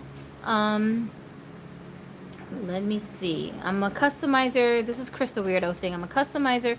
I hardly ever buy dolls to keep them as is. The Tooth Fairy is probably going to become the Marvel character Black Cat for my collection. That would be very interesting to see. And I love that. I love looking at pictures of how people transform their dolls from the state that they're in. I think that's just really amazing. And it's so interesting to see how other people do what they do with their dolls, because each collector, if you look at their collection, it's like a reflection of their own personalities and what's on their mind, and like how they view beauty, how they internalize things that they think are like interesting to look at. You know, some people collect dolls that other people would say are ugly. They, on purpose, they just want a bunch of ugly looking dolls in their collection. But the charm of the ugliness of the dolls, why they like them, because all human beings are not beautiful creatures. I mean, some of us are actually ugly, and it is what it is, right? But there's some beauty in everybody. If you find the traits in the person that you can latch onto to see the beauty in them, it doesn't matter if their features don't look the way that the world tells you is the uniform look of beauty, you know? So that's always interesting to see that reflection in a collector's dolls, and that's what I really love about looking at other people's collections. I'm not looking at it to see if mine is better than yours or you have better dolls than me. Like, it's not a competition. I'm looking at it to get a glimpse into the mind of this person who can visualize whatever it is that they're manifesting in their dolls. Like, if you guys go over to Suresh NY's channel, did he change the name of his channel? I'm not sure, but anyway, Suresh He's also on Instagram. He's a fashion guy, you know? He works in fashion in real life. So, and you see that in his doll collection. All of his dolls are very couture looking. They have very high-end fashions, glamorous gowns. He makes a lot of the dolls' clothes himself, and he's very skilled with sewing. So the quality of the clothes that he's making for his dolls, it definitely stands out. But his collection looks like that because of the personality that he has, right? So he's kind of like projecting his personality onto the dolls, and you can just see that in his collection. It's amazing to see that, and like he doesn't have to say, "Yeah, I'm a doll collector who does this and that." No, the collection says it for you. Same thing, Barbie Nation. I watch his stuff too. He does the same thing. He's got the pastel theme going with his dolls, and even if the doll doesn't come in pastels, he'll restyle his dolls so that they match the rest of his theme in his collection. But that's because he loves pastel colors. He likes all the soft colors and all of that stuff. That's just part of his personality. So like, it's just really cool to see a glimpse of this person's personality coming out in their dolls. And that's what I just love about collecting. There's no wrong way to do it. There's infinite ways to do it. And all of us, even with us sharing our way of doing things, if I take a little bit from you and a little bit from her and a little bit from him and kind of smush it all together, I can make something completely original and new in my collection, right? So I think that's really interesting, and I never get tired of it. The new Barbie Extra New Wave with the jean blue bandana outfit and the green basketball jersey and checkered outfit. I'm really hoping some variation shows up in the new Barbie Extra fashion. That's Minnie G talking about those extra dolls. Jill Jameson said, I wouldn't pay over $20 on a doll I have to reroute. I feel you, bro. I feel you. I mean, and at least you can reroute the doll. I don't even have that option because I ain't got time for it, man. I don't have the patience to reroute. So we're just assed out. If I can't reroute it, my next solution is to just alter the texture of the hair to a texture that I can manage better, which is what I'll end up doing with certain dolls. But if I don't even have that option, bye. Let's see. Tevin said, yesterday I bought a dark skin articulated Barbie for $6 at Target. I hope it matches the natural Lisa. Tevin, you already know what I'm going to say. You already know what I'm going to say. What articulated Barbie for $6 at Target? Every single time. Y'all, without fail. You know what? Next time I do a live and Tevin's in here, I'm just going to ask you straight up. What did you buy this week that's clearly on extra clearance sale? Only in your area that ain't nobody else can get. What did you get? Because every single time you always got a brand new doll you telling us about that cost you $3. And everybody's like, where's that doll at? Only in your neighborhood. I don't understand it. I swear, this dude lives in the Twilight Zone. His area only is where all the freaking dolls are at totally affordable. Like, as soon as they hit the shelves, they're on clearance immediately in his neighborhood. What is going on? I'm about to move to your neighborhood just to stock up on dolls. I treat the extra dolls the same, just parts for customs. I tend to keep older dolls from the early 2000s as is, since they are pretty much perfect as is. That's what Crystal Weirdo said. Oh, that's a good point. Somebody asked me recently, one of my Dolly friends, she was asking me, look, so this friend, she lives in India, and it's really difficult for her to get a hold of certain dolls. So she has to work with what she can get. Does. Her collection is fairly small. I guess we would say that it's a small collection. But, I mean, for India, I'm sure she's doing it over there. But anyway, so she was asking me what was my opinion about putting older sculpts onto newer bodies. And, like, made to move bodies in particular. And I told her, I don't have no problem with it. Some people do. Some people feel like the 90s dolls and older, they should just be left alone and don't do anything extra to them. And if there's nothing wrong with the doll, then yeah, leave her alone. Leave her the way that she is. But I was telling her, like, for me, I have a bunch of dolls that have 90s head sculpts and older sculpts. Some of them, I said a bunch, like I have like 700. No, I have like maybe 5. But that's a lot to me because I don't go shopping for older head sculpts, you know. But anyways, just the kind of collector that I am, I need to be able to pose my dolls, especially if they're dolls that I interact with on a regular basis. I just got to be able to do that. And if I can't, it'll drive me insane. So I do that. I'll put them onto articulated bodies. Not all of them have made to move bodies, of course, but one or two of them I think I have that are on made to move bodies. But most of them, they do have articulated bodies, and I don't have an issue with it because at the end of the day, it's your collection. If you want your dolls to be mobile, then put them on a made to move body or whatever articulation you happen to like. Don't not do it because somebody else said, oh, you shouldn't do that. That doll is from the 80s and it's a... Nah, man, do what you want to do. If that's what you want to do, it's just plastic at the end of the day. And then if you want to keep the bodies on hand in case you want to change them back, ta-da! You always have the capability of just switching them back. So it's not a big deal. You're not going to ruin the doll because you took the head off. Some of the dolls that I have that are older are not dolls that I purchased retail. I bought them at like thrift stores when I was just looking around to see what I found. And I would find a couple dolls that looked like I could salvage them. So if they had interesting faces and decent enough hair that I knew I could give it a hair treatment and it would go back to being brand new looking, that's what I would do. And I have a redhead doll like that that I just recently added to my collection. She's got a diva face sculpt, which is like, some people call it midge, but it's not really a midge sculpt. It's just the character name was midge a lot of times in the 90s for the red haired divas.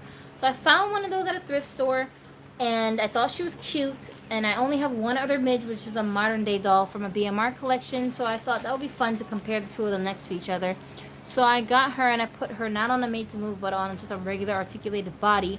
Honestly, her face is a weird kind of a complexion that doesn't match any of the made to move bodies that I have on hand. So that's why she didn't end up with a made to move body. If I had one, I would definitely put her on one. But the body I have for her, I think it's a Barbie Extra doll's body. I think it is. I'm not 100%, but I think it is. So that's what she ended up on. And she's just fine on that body. And she blends in really good with the rest of my collection. Her hair turned out to be pretty good quality. Very manageable hair. And once I gave her a boil wash treatment, she was brand spanking new. I was fine with it. So I was telling her, don't worry about what other people say and think. There's no rules to this. Just do what you want to do. If you find a doll that you like and you want to crisscross her and hybrid her and do whatever you want to do with her, do it. Do it. It's at your own risk. The only risk you're taking is regret. That's it. You might regret it afterwards. You might hate the results afterwards. And I've done that before. I've put dolls, like for example, I've had a doll that I'm like, ooh, I want to see what she looks like on a curvy body. And then I'll put her onto the curvy body and I'll be like, ooh, she don't look right. And then I'll put her back on a different body. I had a doll that I did that with. I tried to put her on like a petite body. You know what I did? I put the Scarlett Johansson face sculpt from the Black Widow Barbie onto a petite made to move body from the Barbie Look series on her. She's got a petite body, and they're a very similar skin tone, like a pinky kind of color. So I swapped the heads, and I thought because the head is so small on those Black Widow dolls, those little portrait dolls, the head itself is very tiny compared to like this face. So I thought, oh, it's gonna look real good on this petite body, and I swapped the head. I don't know, y'all. I don't know. Maybe it's because I don't know why. I don't even know why, but she just looked real malnourished. she looked like she like just stopped growing at a certain age. You know what I'm saying? It just didn't look right. Like she was way too serious in the face for that little petite cute little body. It just wasn't working for her, and I had to take it off. It was just too much. So I put her back onto her original body, and I gave up on that life. But that was the risk I took. It's just my regret. That's all. I'll just fix it if I don't like it, you know? So don't feel bad about doing stuff like that. Experiment. Just do whatever you want to do, you know? Minnie G said, Tevin, mad jealous. Your area always seems to have awesome dolly sales. I know, right? It's the same thing as the Odile. Get the holiday Odile because the other option is way too high priced. Also, I hate rerouting. But hey, she'll be gorgeous when I'm done with her. That's what Timothy's saying about this doll. Are you going to change her hair color? I actually love that she had red hair because I've been looking for an Ariel doll for the longest, but I cannot find one that I like that doesn't have a big, wide, open tooth smile. So I was like, this would be a nice, like halfway point where she's like half Ariel and half the Odile sculpt that I have been pining over ever since I saw Flight of Fashion Barbie. And if you guys are interested in Flight of Fashion Barbie, some people, including Asuza, have that doll in their collection. So you should watch some reviews. Asuza's doll in the review that I watched, she didn't take her out of the box because she didn't want to. But I did see somebody else who did take her out of the box. If you want to look at details of that doll, go ahead and watch those videos because they'll show you up close what the doll looks like. And not a whole lot of people have that doll because she's so limited edition. So that's probably the only way you're going to see her if you decide you want to look at that doll. But it is what it is. I had a Barbie IG. I used to photo shoots in dollar store lines until IG got some kind of bug in my Instagram, got deleted. I'm definitely going to have to work on remaking a new one. I keep getting, hey, Jill Jameson, you have an Instagram for your dollies? Yeah, you should do that. You gotta be kidding me. What is going on? Yo, how do you... What in the world? Whatever. Okay, I just want to know, what do you do with spare fashionista bodies? That is a very good question. I do a number of things with them. Here's what I do. Mostly what I do with them is I'll stash them away. I don't throw them away. I stash them away. And then I'll have a whole stash of random heads that I have taken off of other dolls that I use as donors, like this one, for example, right?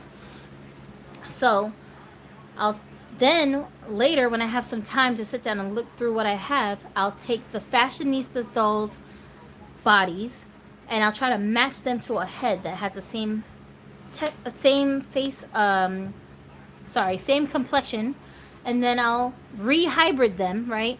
And make a bunch of stiff body dolls. Then I'll dress them in outfits that I have duplicates of. I don't need them anymore. Or they're just clothes I don't do anything with, like ball gowns. I freaking never dress my dolls in gowns and huge dresses and they look like they're going to some freaking banquet. Like, I don't do that. So I'll take all of those clothes that I don't need and I'll dress all the dolls in those clothes. And then I'll just list them on eBay or wherever I be listing dolls at. And then I'll just price them at, like, you know, some price that's basically just going to cover the cost of the doll itself. You know what I mean? I'm not profiting off of it, but once I've sold the dolls, it's almost as if it's the equivalent of either adding a doll to my collection for free, like I've been reimbursed for the money I already spent on that doll, or it'll be at least enough money for me to, like, take the money and put it towards another doll that I had on my list that I just never got around to buying or something like that. So it's not really for a profit, but it's so that I don't have to throw them in the garbage, because I know somebody's gonna want these doll parts that I don't want. I don't need it, but someone else will want it. They can do something with it. Plenty of people will Frankenstein the doll after they get it from me and then, like, resell it to someone else for a higher price. Those that like to customize and do things like that. So that's one thing that I do with the reject parts. Another thing that I'll do is I myself will just straight up customize the doll. So I'll do the whole hybriding process, but I might change the hair texture. I might add some stuff to the face. I might redraw the face. It just depends on what I feel like doing to the doll. Some of them don't need that much more extra stuff. Some of them, they just need a different lip color. You know what I'm saying? So I'll do something like that and turn it into a custom, and then I'll sell it on eBay.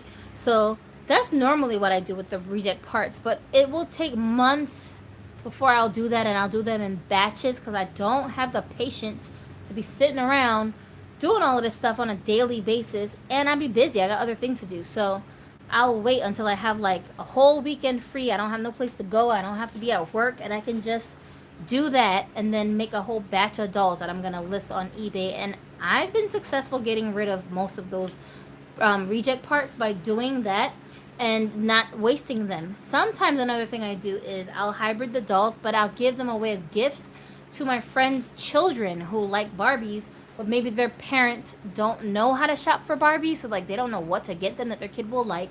Or I also have friends that know I collect dolls and they admire a lot of my dolls, but they like them because they reflect more like a realistic look.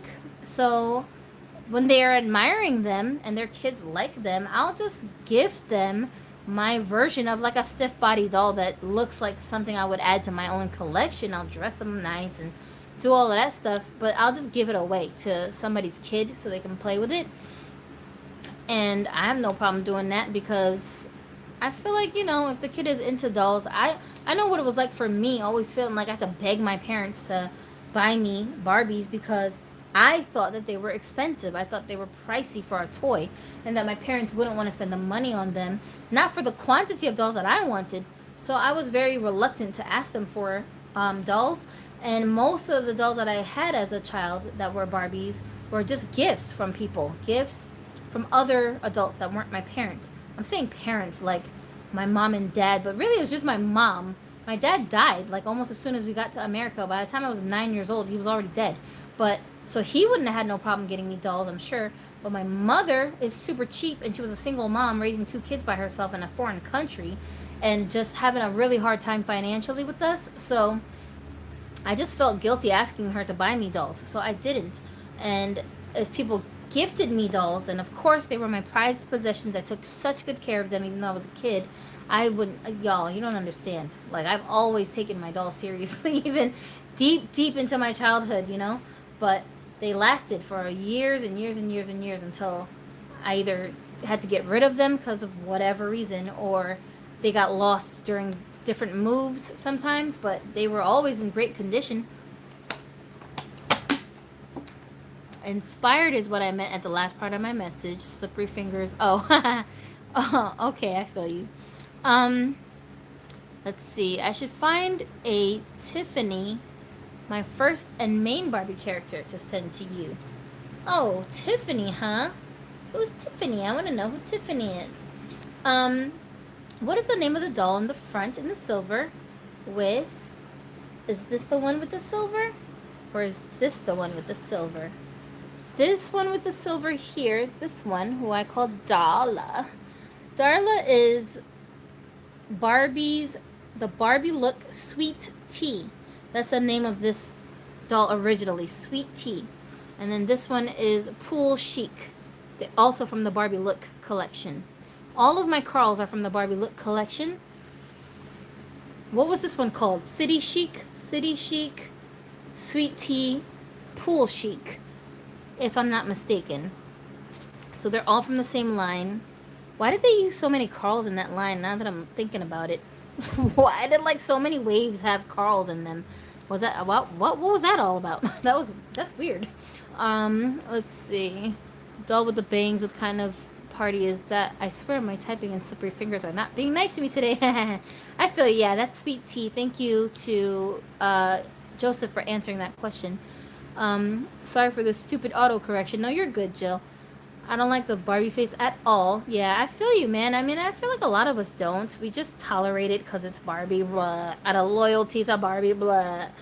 But I ain't got no loyalty to Barbie. Barbie ain't got no loyalty to me. If something better than Barbie comes along tomorrow, I will abandon Barbie and just go over there. But so far, the people that have been trying to compete with Barbie, they just haven't convinced me yet. Like, I haven't seen nothing yet that is better than Barbie. So I'm just going to stick with what I know. But if they ever exist, if they ever do, bro, Barbie do not got my loyalties. They don't. I'm picky about the Barbies that I add to my collection because I'm not just gonna swallow it because you say it's a Barbie. Like, I can't do it. I'm not a Barbie Mattel reacher. Sorry. Millie Sculpt is dull, but I think the bigger issue is the boring face screenings. I miss how glam Barbie used to be. Chris the Weirdo, I think you totally got... Yeah, you said it right. You said it right. I've been customizing. I've seen customizers make Millie Sculpt sing with glam paint jobs. Yeah, exactly. Like, I don't think it's the sculpt itself. I think it's the face up of the doll that's just like, bleh. This is the best you can come up with for the main character. Like, gross. Come on, you can do better than this. And then like all of them flooding the shelves with the same look. It's just like, ugh. I'm getting dizzy just looking at all these wave after wave after wave after wave of just Millie's just staring at me with her giant blue eyes. Like, go somewhere. She's like Millie. Like, when I see so many Millies on the shelves at the store, I feel like they're shouting through the box at me. Like, I always do this. I always imagine the dolls are in the box talking, right? What would she say? And it just seems like all of them are shouting at the same. Look at me. Pick me. Look at me. Hi. Hi, do you see me? Look, but my outfit is purple. Yeah, but mine's sparkly. But look, my hair has rainbow colors in it. Oh, look at me. Look, you can change the hair color on mine. can you relax? Like, that's how I feel when I'm walking in the doll aisle. Like, shut up. I see you over there. I can't not see you. Just leave me alone. Leave me alone. Fun facts: BMR in Poland, few dolls are super cheap green-haired guy and petite girl with purple hair. They're just 1/3 of the price online. Oh, really? That's what's up. You know, Mattel would make customizer level paint jobs the same price range or more as the King Merman Barbie. This is what Minnie G is saying. Jill said, I try to stay away from blonde Barbies as much as I can. Yeah, my imagination just threw the word bland in there. Chris said, Mattel needs to make Angel Kent a lead designer for Barbie because his work has been on the same level as the early to mid 2000s dolls. He recaptures the glam that the brand seriously needs. I feel you. I feel you. I want the tall Asian BMR, but she's $50 on Amazon. Yes, I know, right? So that's why I'll be like, if you see a doll you want, y'all better snatch it up while you can, because you just don't know. The prices could go up, but the prices could go down. We don't know which one it's going to be until it happens, right? Is it possible to check different sites? For what? What are we looking for on different sites? You should check different sites always. This is what I do. Like, for example, like this doll. I first saw her on Walmart, but as soon as I saw her, I went to all the other sites that I know of that sell dolls and looked her up. I just couldn't find her on any of the other sites except for, I think, eBay, where already the scalpers had her priced way too high. So I had to basically just settle for the $55 price range that was on Walmart. I had her in the cart. I wasn't going to buy her yet until I did a little bit more research because I don't trust Mattel. I didn't trust that they didn't make an announcement about this doll. I looked even on Mattel's Instagram pages and there was no mention of this doll over there. So I'm like, that's odd. How come they're not talking about this doll? But it's a brand new doll. It just got released. So I was in the middle of my researching phase when Adonis just went ahead and purchased the doll from his account because he knew that the doll was on my radar and he thought I had just forgotten to buy it because when I mentioned the doll to him, oh, I found this Tooth Fairy doll that I like. I might want her. Because he was telling me to get more of this one. He was saying, get a couple of backups of this one because you might not see this doll ever again. You might not see that Odile face sculpt coming out anytime soon. And then you'll have some backups in case you need it. And he's right. But I was like, I'd rather just take a gander at this doll real quick before I make up my mind about it. And by that time, Odile was already sold out again. So I knew I was going to have to wait for her to come back in stock anyway if I wanted to get another one. So I had my, attention on this Tooth Fairy doll. But in the middle of me trying to figure that out, of course, because I'm multitasking. I got kids to take care of. I got friends that be just popping up to my house unannounced and I have to entertain them. I got people I got to call, people I got to answer phone calls from. And because we just had a car accident, a really bad accident, our car got totaled. Insurance ain't doing jack shizzle. So I got to talk to lawyers. I got to talk to 2 different insurance companies. I got to talk to the tow company. I got to talk to so many different entities right now at this juncture that's just occupying my mental space that I was not prioritizing researching this Tooth Fairy doll just yet because I don't know nothing about her yet. I need to, I got to check her out. But I can't explain all of that to Adonis sometimes because he thinks I'm just being like a worrywart. I'm just overthinking things and like making a big deal out of stuff that's not a big deal. And he just looks at it like, well, if I got the money to buy it, then why don't you just buy it? Like, that's how he looks at it sometimes, right? So, yeah, so I didn't explain all of that to him, but that's what was going on. And then he just ended up buying the doll. And it's here because he got it, like, before I even realized that he was getting it. So, yeah, so that's how she ended up here, which I have no problem with, but I just know if I had time to do more research and if I had even the slightest inkling that the hair wasn't looking right. Like, for example, the couple of people whose reviews I watched, they didn't mention that the hair quality was crappy. But if they were moving the doll around in a way where the hair looked a little strange in the videos, I would have asked in the comments, can you tell me more about the hair quality? Is it regular saran? And then that person would have answered that question for me, right? And then I would have more information to go on to decide if this is worth a $55 venture, which I'm sure I would have said, nah, Adonis, I would have liked this doll, but not with this hair. I can't do it. You know what I'm saying? So, he may have still tried to convince me to get it and change the hair, but then we would just have to cross that bridge when we got to it. The faces on the older Barbies were typically more relaxed versus today. They all look manic and crazed. Chris the Weirdo, let me tell you. They're just a reflection of today's modern day woman. What can I say? Ah, Lord, that is the world that we are living in now. Modern day women are manic and crazy. Don't you see how crazy the dating world has become? It's a nightmare. That's all. They're just reflecting reality. Jill said, I only have the redhead guy, BMR. I got the ponytail one, but put Jasper's head on it. Okay. Yeah, the Jasper doll, he's real light, right? Danny said, do you have did you mean vintage? Maybe you can find the doll there. Oh, vinted. Some people sell loose heads and bodies there. Oh, I don't know what that is. Well, actually, they're talking to Florida Fox. No Asian one is not that cheap here. I have vinted. My account is blah blah blah. Okay, I don't know what that is. What is vinted? Oh, is it for? Oh, okay, it's for Polish stuff. Okay, I live in Pennsylvania. Made to Move and BMR dolls I can never find in our stores. I have to buy them off of Amazon when I can find the right price. You ain't the only one, Jill. You ain't the only one. The Made to Move dolls, BMR dolls, I've never seen in any stores ever. So I'm pretty sure you could only buy those online anyway. But as far as Made to Move dolls, if you go to Target, I think Target has a better selection of Made to Move dolls than Walmart does.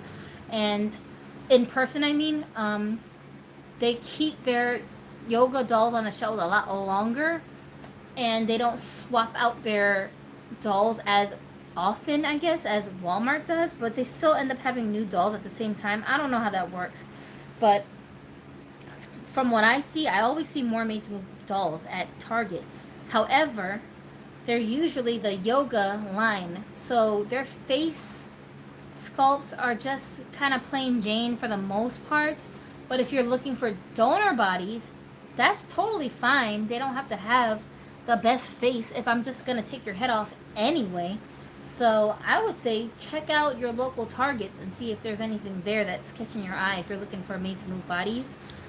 That's only if you're looking for donors, like I said. If you're looking for a Made to Move doll that comes with all the joints and has some immaculate face that you're like, yes, I need you in my life. Yeah, good luck.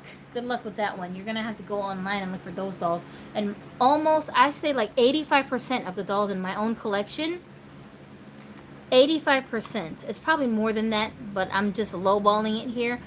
85% of my dolls that have Made to Move bodies are hybrid dolls. They did not come with Made to Move joints. You're going to see almost all of the dolls that I show in my pictures have Made to Move bodies. But I promise you, they do not have Made to Move bodies that they came with. I had to rebody all of them. So, you know, only recently with the Barbie looks and the BMR lines have we had dolls that just came default with a Made to Move body and also had a fly face that looked like it was something better than a playline doll, you know? Only those two lines for the most part.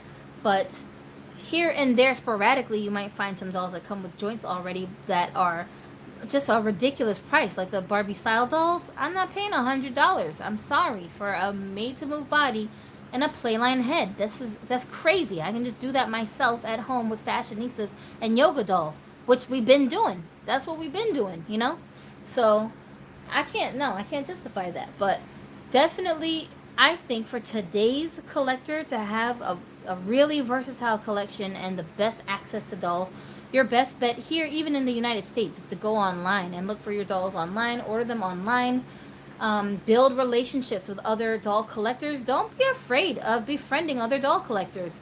Y'all don't have to even talk about nothing personal. You can literally just talk about dolls with them only, and they aren't going to have no problem with it. There's no expectation in the doll community to get all into your personal business with each other. You don't have to. I mean, some of us do because we're just open people, but you don't have to do that. So if you just have like social anxiety, I get it. But when it comes to dolls, for the most part, this is a very open community.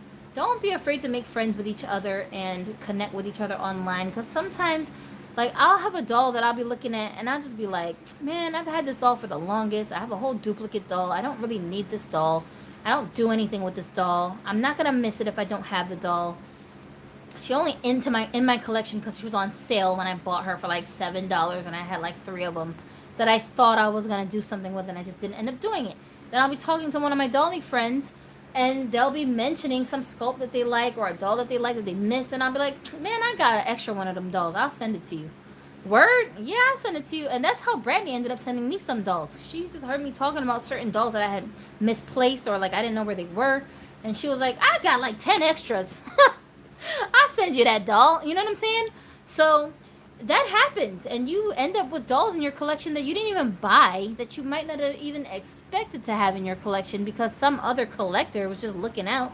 And they were like, yeah, what's up? Let me hook you up. You know what I'm saying? So it happens all the time, and you just never know. So keep your options open. Even if you can't find the dolls inside of stores, you don't have to limit yourself to just what's available in the stores.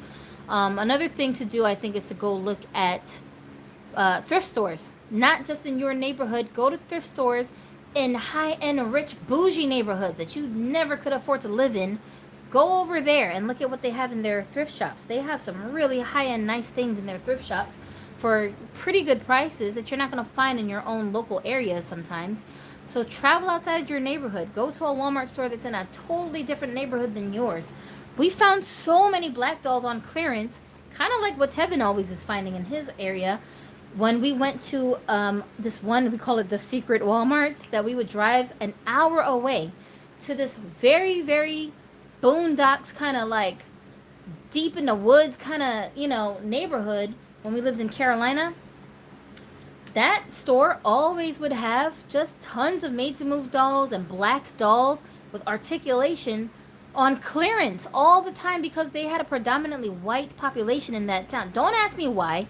Don't ask me why that town has a Walmart that's got nothing but black dolls in stock. They even had fresh dolls over there that I did not see in any of my local Walmarts.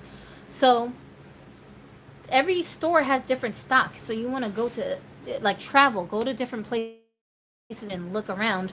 And we stashed up on so many donor bodies from shopping at that store. Like, you wouldn't believe how many things I found at that store that were on clearance, ridiculous prices.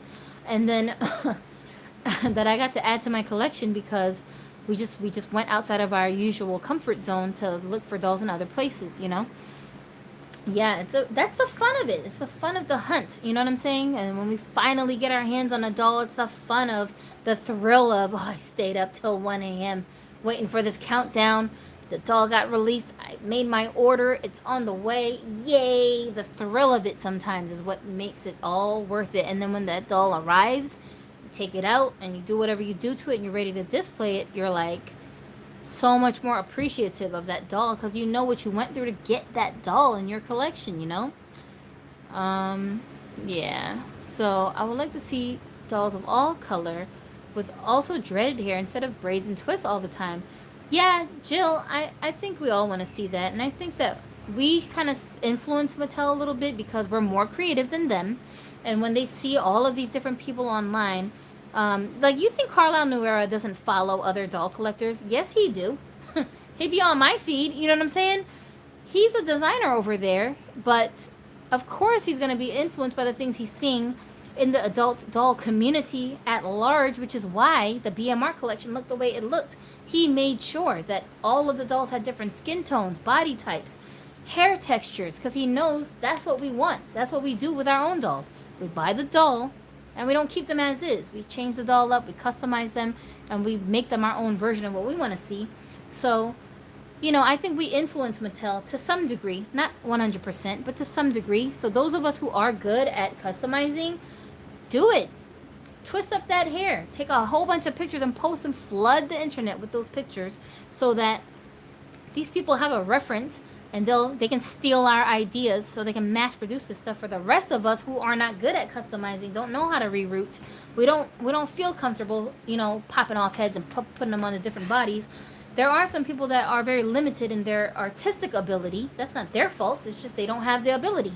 So that's where Mattel comes in. If they produce the doll already the way that I want it, I can just take it out of the box and just enjoy it the way that it is. And I think us collectors and influencers, we have that capability of influencing these companies. You know what I'm saying? Even like the mermaids, what, I don't know what they're called, dolls. That collection, if you look at their faces, like the heads of those dolls, they're the bomb. Like they did a good job on those dolls. I just don't like the bodies because I'm not into mermaids and they don't come with like interchangeable feet, so I'm not into that. But the faces, don't let me catch one of those dolls just randomly hanging out at a thrift store, because I'm gonna scoop that one up and try to do something with it. I'll probably put it on a Barbie body, but I ain't doing that for no $45. I ain't spending the retail price on them dolls just for the heads, you know. I hate my phone. I would like to see dolls with dreaded hair. Yeah, I knew you meant dolls. I know you don't mean dogs. Let's see. Yeah, no, BMR dolls were not in stores. They weren't in stores. If anybody found those dolls in a store, then it would have been because they were like either a specialty shop, like a shop that sells dolls. They ordered the dolls and they just have them in stock inside their store. Or, which is rare, you don't really run into stores like that, or a discount store, maybe like a Tuesday morning. Sometimes they get like high-end dolls, collector dolls. Somehow they just end up with them. And then they'll sell them at a little bit lower price. It's possible they may have ended up in a store like that, or like Roses. That was another store where I would find just the randomest dolls in there. But I don't really count those stores as retailers of Barbies because that's all after the fact, and by the time they reach those stores the prices have already been reduced, so they're not selling them as, you know, it's like you're not going to get them fresh off the shelf from a store is what I mean. So if the doll like first came out and you're trying to find it, like this Tooth Fairy doll, even though Walmart.com is selling it there, you're not going to find this doll on Walmart's shelves inside of their store. You're just not, you know what I'm saying? So I don't know if that has to do with the fact that they have limited stock availability, like the space inside of a store is limited. So if they carried every new doll that came out, they just run out of space, you know? So, and they're not selling the dolls fast enough to warrant doing that because most towns are not filled with doll collectors. Even people that have children, they're not buying Barbie dolls on a daily basis for their kids like that. Once in a blue moon, you go and buy your kid a Barbie doll as like a treat, but it's not a regular thing. Us Barbie collectors, we don't need a special occasion to go buy us a doll. If we see one we like and we got the money for it, right then and there, we're gonna get it. You know what I'm saying? So it's a different thing. And so like as a store, it doesn't make sense for them to be having all these dolls on the shelves taking up space when this is not the whole function of their store. It's usually department stores, but Toys R Us is gone, so you know, it just doesn't make sense from a business standpoint for them to do that, though we collectors would love for them to do that because it would help with our hunt a little bit more to be able to go to the store and physically find the dolls we want. And usually we do when it comes to fashionistas. That's how we end up with a lot of our fashionistas dolls. They're more accessible, but it's not an expectation where you guys should be holding your breath expecting for these dolls to show up in stores like that, because it ain't happening. Especially now with the internet getting bigger and bigger and bigger and more user friendly, and as this generation morphs into the old people of the next generation, trust me, by the time like our kids are our age, it's gonna be a wrap. You know what I'm saying? Almost everything you want is gonna end up being online. I only can buy books and BMR online. We don't have shops with special Barbie dolls. Yeah, I know, that's hard.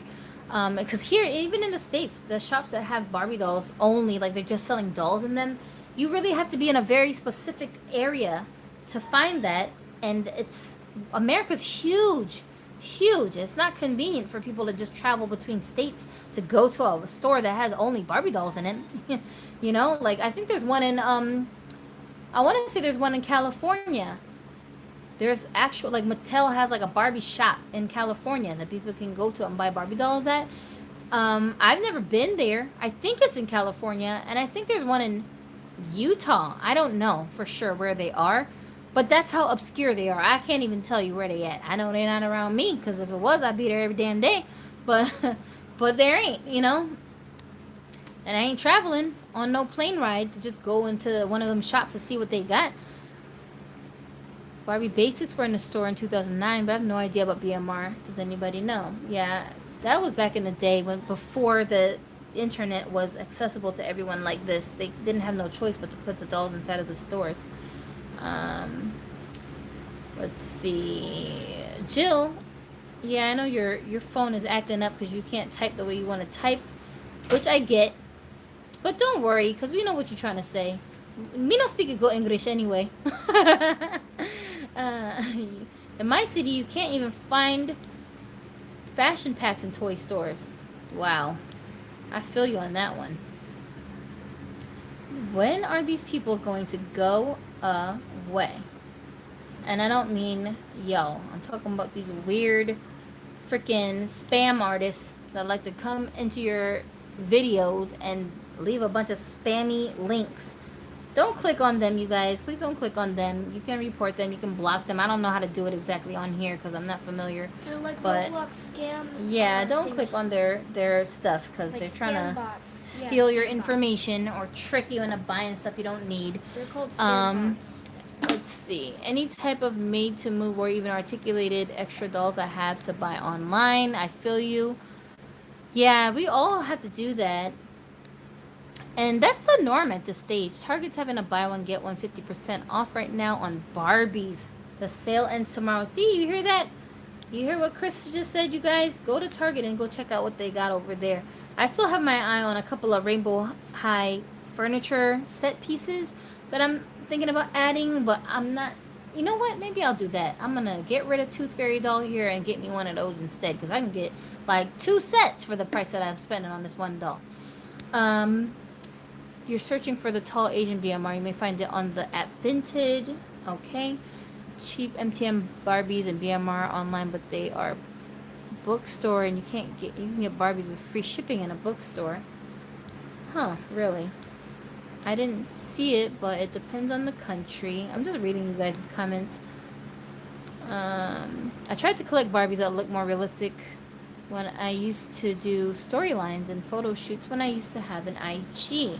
I keep needing to make an IG for my dolls again, but the patience and energy is what I need to do it. I know, right? I look at other people's doll collections for inspiration. Yeah, I think we really overthink it a lot of times, especially when we compare what we're doing to what other people are doing. And don't get me wrong, I do think that there has to be some level of finesse in your photography online for your channel or your account to grow. But I don't think you have to have that level of finesse in order to build relationships with the other collectors online. That is not necessary, you know? And for some of us, photography is harder than videography. Taking videos of our dolls is a lot easier for some people than just trying to pose them all perfectly and take pictures of them because we're awkward. And if that's you, then do that. Make videos, make reels. People watch that too. And let's see. It's 1:40 after midnight here. I have to go. Bye, Koteki. Thank you for chiming in with your thoughts because we really appreciate you sharing your thoughts and your experience. Everybody's experience is a little bit different depending on where they're at while they're collecting the dolls. Yeah, so get some rest. And this is the longest live I've done. I didn't even mean to do it this long. I just got so wrapped up in this conversation with you guys. And so we're going to wrap up soon anyway. But let me just make sure I don't miss any of the comments. I tend to avoid Barbies made before 98 since they tend to have skin tones that are not produced anymore and I can't rebody them. Yeah, I feel you. I'm glad somebody knows what I mean. Danny, that's what Jill's saying. We all know what you mean. We know what you're trying to say. Let's see. The power rip die might be up your alley. Okay, so that's a good point. I wish I knew how to use that dye a little bit too better because there's some dolls that I want to change skin tones on that I want to experiment with, and I'm just so bad with like crafts that require making a mess. Like I don't like making a mess while I'm working because I'll just get overwhelmed realizing how much stuff I need to clean up afterwards that it'll just make me be like, yeah, I'm good. I'm not even trying to do that. Thank you, but no thank you. You know what I'm saying? But, man, shoot. I will pay somebody to just reroute a doll for me. But the doll has to be worth it for me to keep to reroute it, you know? Let's see. Rerouting makes me want to sleep. I feel you. I don't have the patience. I don't know how y'all do it. I don't know how y'all do it. Let's see. I tried to watch TV while I was rerouting one time. And it was like the worst decision I ever did make. I couldn't concentrate. I couldn't concentrate on the rooting, and I couldn't concentrate on what I was watching. I was like, this is the devil. My Tooth Fairy Barbie's hair is not fully dry, but it's a lot better. I believe you. I'm sure that the grade of the hair will improve if you do some kind of a treatment to the hair, for sure. That I'm totally sure of. And I'm not lying, you guys. The quality of this hair, it's not the worst. It's not the worst quality hair. I've felt worse quality hair than this on Barbie's and Hasbro hair. Hasbro hair is even stiffer than this. It's not that level of garbage. It's just like 2 grades down from Saran hair, if that makes any sense.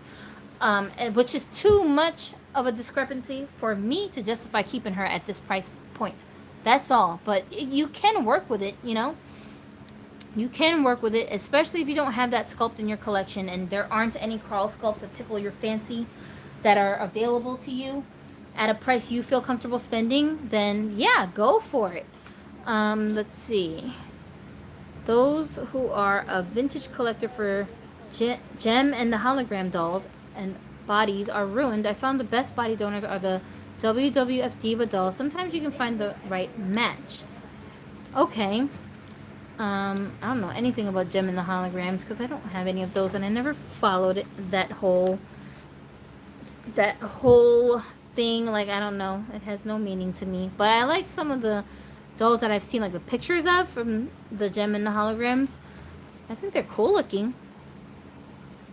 For those who don't realize, my autocorrection is killing me tonight. Now, we know what you're talking about. We know. Where did you get that hoodie from? Who get what hoodie from? Who's got a hoodie? Tell me who you're talking about. Who's got a hoodie? And I didn't know that was on YouTube. Also, Wonder Woman body works for gem and the hologram. You just don't have the articulation as much. Okay. Maybe Mattel should number doll skin colors for us to match the body and face. Wouldn't that be a grand idea, Mattel? As I stated, we're more creative than Mattel. If only, right? What? Mattel making things easier on the adult collectors? Isn't that a dream? King Ja, hi, OMG, you are so gorgeous. Who are we talking to? Are we talking to my Barbie doll? Because, yes, she is so gorgeous. They all are, aren't they? I was thinking they should have a picture of the MTM match on the back of the box, but I love your idea better. That's another one, too. That's a good idea, too. You guys, you know the Made to Move bodies. I don't know if all of the bodies do, but the ones that I saw on the back of the bodies, they have codes right here in silver. You can't really make it out that good because my camera doesn't want to look at it, but kind of right here. In silver, you can see there's codes here. So sometimes what I do is I'll put the code into the into Google search, and it'll tell me the exact original doll that comes on that body. And it's kind of a way for you to keep track of which doll came with which bodies, so that later when you need to make a reference for skin tones, it'll be a little easier to match the skin tone. For example, I know because this sounds so out of context, somebody might ask me, what body did you use for her? It's been years since I rebodied this doll. I remember that I used a purple top body for this.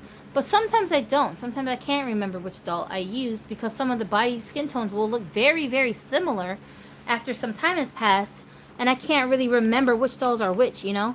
So I'll just look that code up, and then when I look the code up, it'll show me on Google that that doll body belongs to purple top. And then I'll be able to answer the question. Yeah, this is a purple top body that I use for this doll. So I'm just throwing that out there so that in case you guys want to use that method to keep track of the skin tones, if that's easier for you to remember which dolls are which, then you should be able to do that.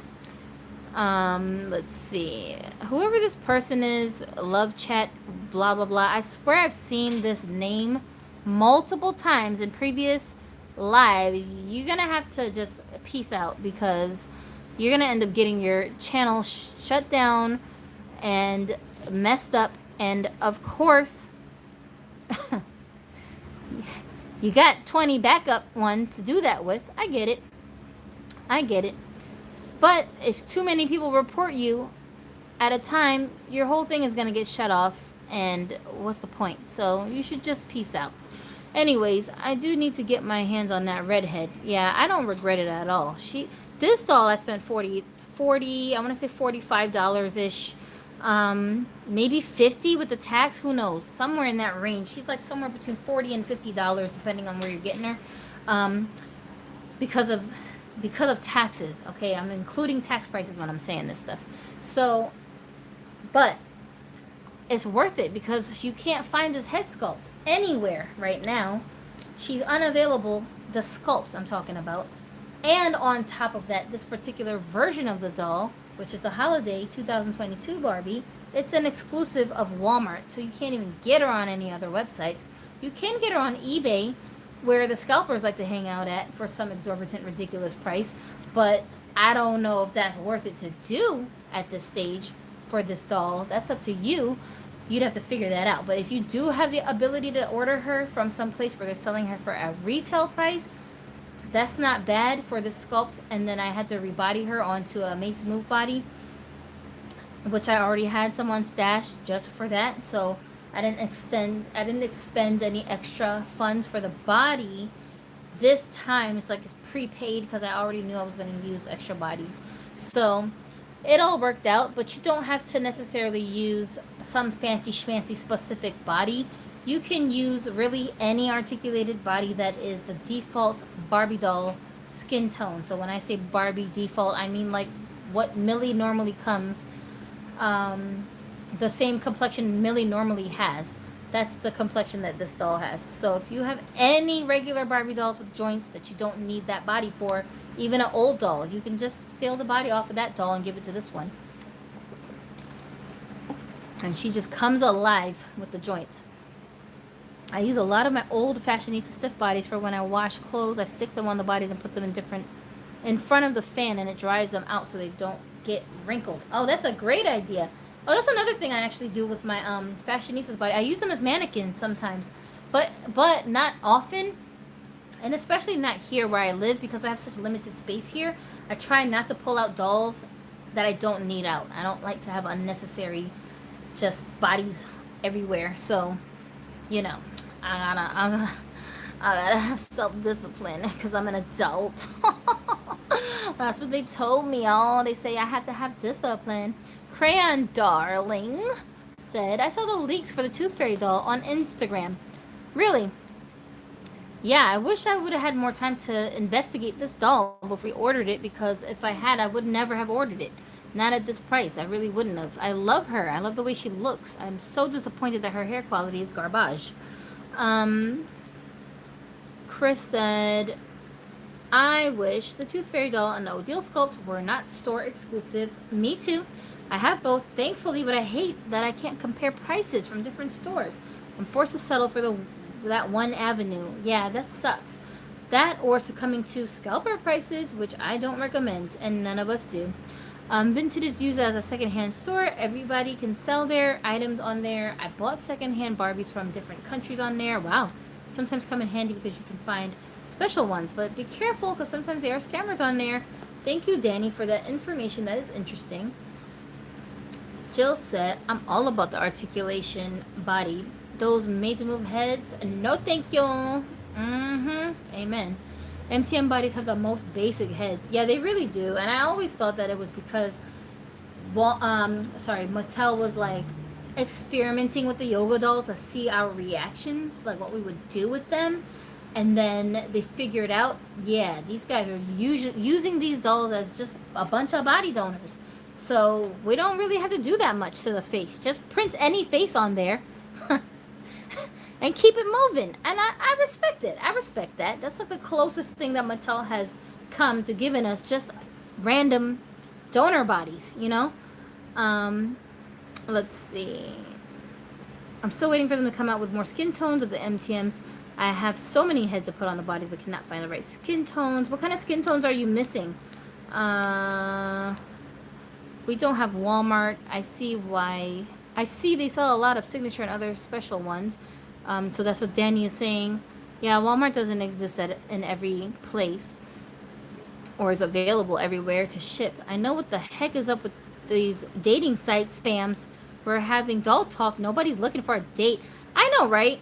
Like, go to your audience. Go hang out on the channels where they're talking about dating at. Like, there's a lot of them out here, man. The dating scene is a freaking nightmare.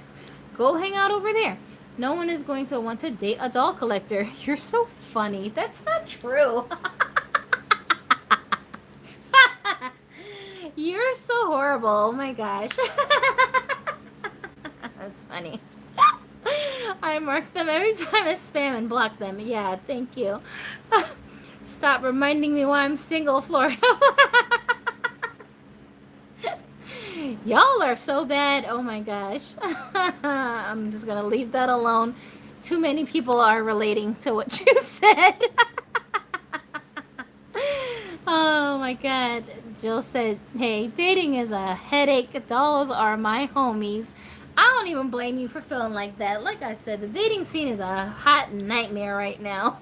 I don't understand how people are doing it. I always be joking around with Adonis, and I'll be like, yo, but in all honesty, I would not want to be single. Even with the arguing and the clashing and the conflicts and the things we don't see eye to eye on, at least we have a common goal, which is to work it out and figure out how we're gonna still be able to cooperate and coexist. And we do, always we do. But the idea of like people just throwing their relationships in the garbage can because they just had a disagreement with their spouse, man, y'all taking a lot of risks out here because they be so sure they're gonna replace them with someone better. And I'm like, do you not understand what the dating scene is looking like right now? It's not like that. And it's mostly women that do this. I got options. Okay. If you say so. Then they go out here and realize it's not a whole lot of options. It's not that there's not men to date. There are. But there's not a lot of responsible men that are willing to do their part and reciprocate you doing your part. There's not a whole lot of that. And that's not because men are just horrible. It's because we live in a society where people have too much freedom. They're too free to just do whatever they want. So nobody has to listen to anyone. I don't have to listen to you, Mom. I don't have to listen to you, Dad. I'm out here living my truth. You don't get to tell me what to do. So, like, everyone thinks they know everything, and they can't be told anything. They don't want to learn anything. They don't want to bring anything to the table, but they want you to bring everything to your table. It's no balance. So when people go out dating, everyone's self-centered. They're waiting for you to do something for them, but they don't want to do anything for you. And it just doesn't work. That's not how relationships work. That's not how marriages work. It's a partnership. They call it that for a reason. It's not because you pay half the bills and I pay half the bills. No, mentally, emotionally, psychologically, it's a partnership. You guys are keeping each other from going nuts when you go out into the world. The world is crazy. The world outside is crazy. It's crazy. It's very easy to fall into a depression, to develop all kinds of crazy disorders because you just can't cope with things happening in the real world. But your spouse, your partner, that's the person that's your peace. That's the person that is your sounding board. The person who you can think out loud around, and instead of them looking at you like you crazy, they will discuss with you, wow, well, why do you feel like that? Why do you feel that way? Let's talk about that. Let's explore these feelings. What happened in your past that is making you feel like this? What happened in my past is making me look at it like this. You know, that's what your partner is there for. They're like almost like your therapist, where you guys can just talk to each other, your best friend, and learn more about yourself through the eyes of this other person who's not judging you. That's the biggest thing I think you can get from a relationship. That doesn't cost money. That doesn't require fancy things. You don't have to be all impressing each other in order to have that. It's just this one-to-one connection with this person who's your best friend. That's it. But if you're heterosexual, of course, males and females, we're not built the same way. We don't think the same way. So you're going to find conflicts with them because I don't understand how you think or why you think like this, and you don't understand how I think and why I think like this, because we're different creatures. We're different by nature. You know what I'm saying? But there's nothing wrong with that. It's okay. I appreciate your masculinity. You appreciate my femininity. And somewhere in between, we balance each other. And that's the beauty of the relationship if you're doing it right. But a lot of people because they don't have the right intentions when they're marrying. Most people get together because they just like the way the other one looks. That's a lot of times what it is. Nobody wants to admit that because it sounds so superficial, but I'm telling you, I have a lot of conversations with people who are struggling in the dating scene and come from very dysfunctional backgrounds, and they're trying to, find love and do all of that. Because we're human beings and we're communal creatures, and we like to belong to a group. We like to belong somewhere. We like that. We like somebody having our back. That's natural. There's nothing wrong with it. But in the process of doing that, we run into all of these conflicts because we don't know how to relate to one another. And I'll get people coming to me asking me for advice because I've been with the same guy for 14 years. He helped me raise a child that isn't even his. We have a child together, and we have a pretty happy relationship, and we have an open relationship, which is like unheard of. So it's like, how are you maintaining all of that and not want to kill each other or get a divorce? You know what I'm saying? So I get a lot of people talking to me about relationships a lot, and that's a common denominator that I see is when it really boils down to it, and I really question these people. Well, what is it about this person that made you want to date them in the first place, only to find out that they're a freaking sociopath because he's cute, because he looked nice. And I'm like, ugh, God. She pretty. I'm like, all right, we got to start from scratch because you got your priorities all backwards. Viola said, darling, cool collection and nice presentation. Thanks. Thank you for saying that. I appreciate that. I appreciate you guys always coming and hanging out with me. I like dolls because they don't talk back. They're not causing a scene. Yeah, you're right, Danny. And that's exactly why I like them too. The hoodie on the couples pack doll. Oh, this one. This isn't a hoodie. This is actually a sweater dress. Let me show you the back of it. See, there's no hood. It just is Velcro in the back. Sometimes I have this paired with like a pair of leggings underneath because it's actually quite short. But you can just do it by itself. It doesn't have to have any pants underneath. This one is from, this is from the Pretty Girls. Remember the Pretty Girls line that was out for a hot 3 seconds? And the person who designed that line, Stacey McBride Irby, she actually is the designer that used to work for Mattel, and she designed all of the Sew and Style dolls. All the Sew and Style dolls, or S.I.S dolls, they were her creation, and so she just took her stilo and went to her own brand and had created Pretty Girls dolls. So one of the dolls came with this shirt on and a pair of leggings underneath, and it's one of my favorite pieces in my collection.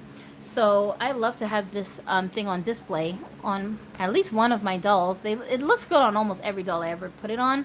But another piece I really love, which I can't freaking find, I don't know where it went, is the piece that she came with, which was also a sweater dress, but it was gray and it had like a really cool collar. And that is one of my favorite pieces in my collection as well. I don't know what it is about a sweater dress. It looks so classy and cool on Barbie dolls. They just can pull it off so well. And it's one of those pieces that I secretly wish I could rock in real life and actually look good in, which right now I don't think I can. But when I lose some more weight, then I'll probably be able to pull it off in a few more winters. Who knows? So I just put it on my dolls to live vicariously through them. But yeah, that's what that is. It's actually not a hoodie. But it does look kind of like a hoodie now that I'm looking at it. If I could find another doll collector, if he doesn't get on my nerves, that is slim to none for now. I just stick with my dolls. Yeah, Jill, I feel you. That's hard to find too, because most guys who collect dolls, a lot of them are gay. And they're awesome dolly friends, but they probably would not make good choices for boyfriends. So, it's a conundrum. But you might be able to run into a guy like the guy I have, Adonis. He's very open-minded. He's not a judgy guy. He actually learned a lot about dolls on my behalf so that he could share this hobby with me and help me to collect my dolls. And he does. And he has no problem with me collecting dolls. In fact, sometimes I feel bad because our whole bedroom is like being taken over by dolls. Almost every wall is covered in dolls. And I'll be looking around the room going like, where's Adonis's stuff? Like, his stuff is not in there. You would never know. There's a guy that lives in that room with me, right?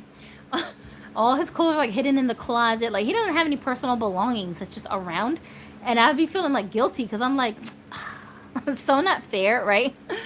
But then he'll surprise me and be like, oh, add more dolls. Put more dolls up on the shelves. You need more shelving? And I'll be like, you want me to put more dolls out? Aren't you tired of looking at them? And he's like, nah, they're beautiful women all over the room. Why would I be tired of looking at them? And I'm like, well, okay, if that's how you want to see it. I'm fine with that. So that's how we do it. But he's just that kind of person. He doesn't care what you're doing. As long as you're not hurting anyone, you're not hurting him, you're not violating him, you're not stopping him from doing what he needs to do. You don't care what I'm doing. There are some dolls that talk. They just know how to say the right thing. That is how I can find the original doll back. Yeah. That's a way that you can find which doll belongs with which bodies, I guess. You can find the original dolls.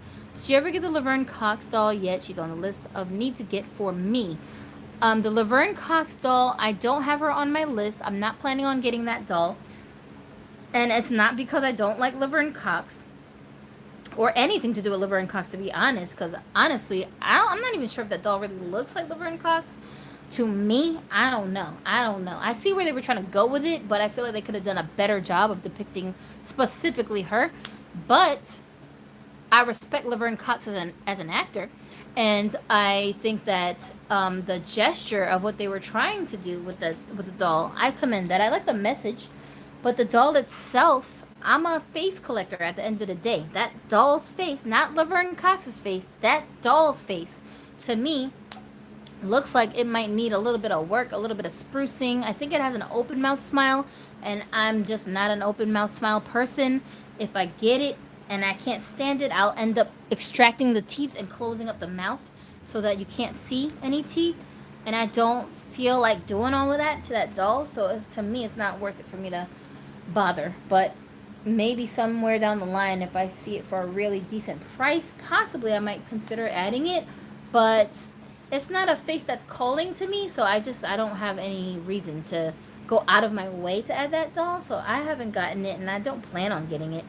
And I think the body that it comes with, it has one of those kind of like a athletic slash MTM body, right? Where like it doesn't have the joints that go up on the top of the arm, like right here. This joint is not there.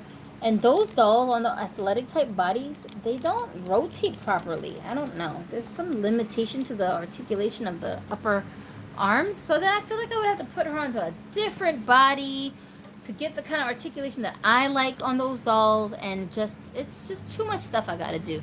So I don't want to be bothered. That's why I wouldn't add that doll. But I do like the concept of the doll. I want them, really, to be honest, I want them to do it again. I want them to do a different Laverne Cox doll in a different outfit. I don't even know if I like that outfit. It's just, I don't know. It just seems forced. Like, it seems like it's like very last minute kind of thing. But I don't think that it is. Just that's how I feel when I look at it. Like, it was like a rush job. And, like, I don't want it to be like that. I want it to be everything it could be. When I look at pictures of Laverne Cox all done up next to the doll, to me, the doll looks like a caricature of Laverne Cox. And that's why I don't want it. If it looked more seriously like Laverne Cox, all dressed up, then I would be with it. But I don't know. Did you guys know Laverne Cox had a twin brother? Is that for real? I swear, I could have sworn I seen a clip somewhere of a twin brother of hers. They look almost identical. Am I bugging? Like, it's weird. Let's see. And I think that her brother is in fashion. I think. I'm not sure. I don't know. Somebody look that up. But I think so. I want to test her on a body swap. Yeah, if you're going to swap the bodies out, then that might be worth it.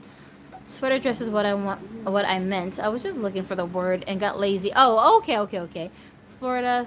I found a couple of cute ones on Amazon for like $12. Only one, though. Okay. I think I've seen them in only black, blue, and red. We're all just going to clone your husband, and then all the single ones will be happy. You know, you see why this is why I ended up having an open relationship, because I would always hear these complaints from women that I was friends with that would be like, yeah, my boyfriend is nice, but he won't let me do this, and he doesn't like that I do that, and he's so disrespectful about this, and whatever. I guess men, oh well. And I was like, what are you talking about? You don't have to deal with that. What are you talking about? And then I realized, I'm like, all the good guys are taken. Oh my God. Like, if women don't share them, then the rest of us are just going to be having to pick from the losers. Aha, that sucks. Anyways, it doesn't look like Laverne. Yeah, it doesn't look like Laverne to me. Sweater dresses are good with anything. I usually pair them with leggings, mostly when in winter photo shoots on my dolls. I need to start my IG again. Yeah, you do need to start your IG, Jill, because now we're all curious, and it's the freaking suspense is killing us. Hello. Oh, Tamisha McPherson says they are identical. So it's for real. It wasn't a gag, right? Okay, yeah. Okay, that's pretty cool. That's pretty dope. I know the doll doesn't look like Laverne, but she is a cute doll to use for our character. Yeah, because I remember seeing this clip of the guy who's supposed to be Laverne's brother. And then when I realized that it was her brother, I was like, oh, show, I see it. I see it. Like, they had the exact same face. I was like, that's crazy. And he's very handsome. He's a very good looking guy. I was like, bruh, let me find out. Okay. Okay. So it's not just a good looking face in the female form. It's just a good face mold altogether. And I kept looking at him thinking he would make a great Barbie doll. And lo and behold, his twin, same face, but they made her into a Barbie doll. Isn't that interesting? Yeah, that is interesting. Anyway, it's interesting to me. How about that? Yeah. Anyway, you guys, I'll just be on here all night long with y'all if I don't make myself get out of here. He played Laverne before transitioning on OITNB. Oh, really? Really? Really? That makes a lot of sense. What a coinka-dinka-dink, right? That's odd.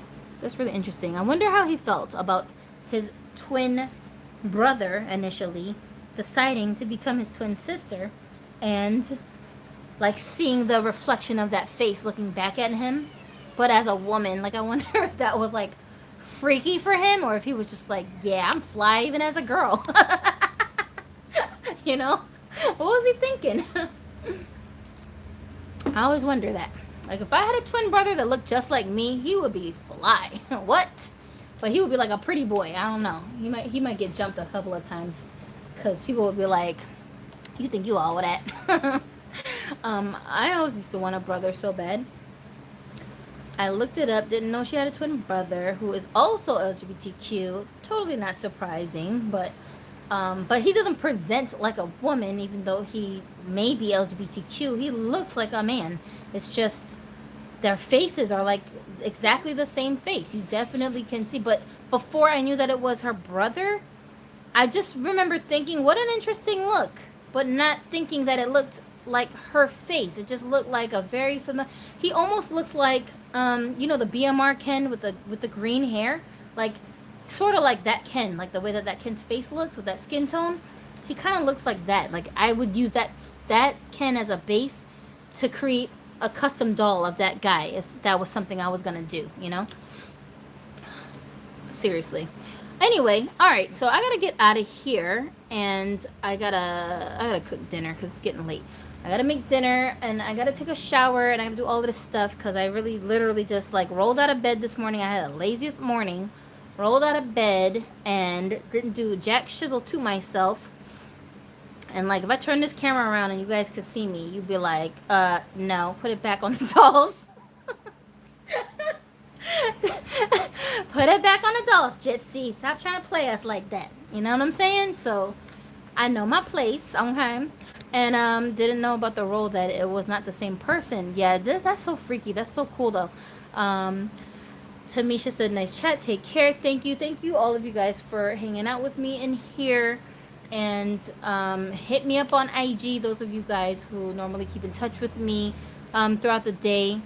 And Joseph, I'm so glad that I caught you in one of these lives. I'm so glad. I was wondering where you at because I haven't been seeing posts on your feed for a while, and I'm like, where he at? But now that makes sense because your thing got hacked, so I feel you. So hit me up, and then we'll talk more again soon. I have not forgotten about my promise to show you guys my inventory book. I'm still going to show you guys that. I just thought we were going to be able to review this doll today, and that just didn't end up happening. Not the way I wanted it to happen, but a review's a review still, right? Even if it turns out it wasn't the best thing on the planet to do. Alright, I know it doesn't look like her, but she has to look for a certain character she can play in a doll storyline or a photo shoot or something. Yeah, no, I think that if you're getting the doll just because you like the doll, then that's what's up. I mean, like, if you're trying to get that doll because you, like, I need to have Laverne Cox's face in my... they could do better. They could do better. But I do that all the time. I'll buy a doll that's supposed to be a portrait doll of some actor, but I don't want it for the actor's face. Like, I want it to look like that actor. I just like the face. I just like the sculpt, you know? Like my, what do you call them dolls? The Katniss dolls that I have. They look like J-Law, but they don't at the same time. But I'm not getting it because it's J-Law. Like, I need her specific character in my collection. I just like the way she looks. She's got a nice face. So if you're going to make me a Barbie version of that face, then yeah, I want it. You know, like Scarlett Johansson has a pretty face. I need that face in my collection. Let's do it. You know what I'm saying? But but in my doll world, it's not J-Law. It's not Scarlett. It's not Gillian Anderson. You know, I change the characters and I make them into my own characters. I know it doesn't look like her, but she has a certain look. Okay, I read that. It's could be a good body donor. Yeah, that's true. Yeah, so now that Love Chat here is frantically trying to get us to click on their site, I guess that's furthermore reasoning for us to get out of here. And last thing, Florida Fox is saying that her hair is dry. It feels amazing. Keep her. Oh man, yo, you trying to influence me, man? I'm telling you, if I do something to this doll and I don't like it, I can't put her back in the box and return her. Oh my goodness. But I'm gonna take what you're saying into consideration. I really will. I will. And then later when we talk on a video call, maybe you can show me what you ended up doing to the doll's hair so I can see what you're talking about, and then give me some insight that way. That'd be fun. Alright, so I'll talk to you guys later, and I got to go. Okay? Everybody have a dolly day. Bye.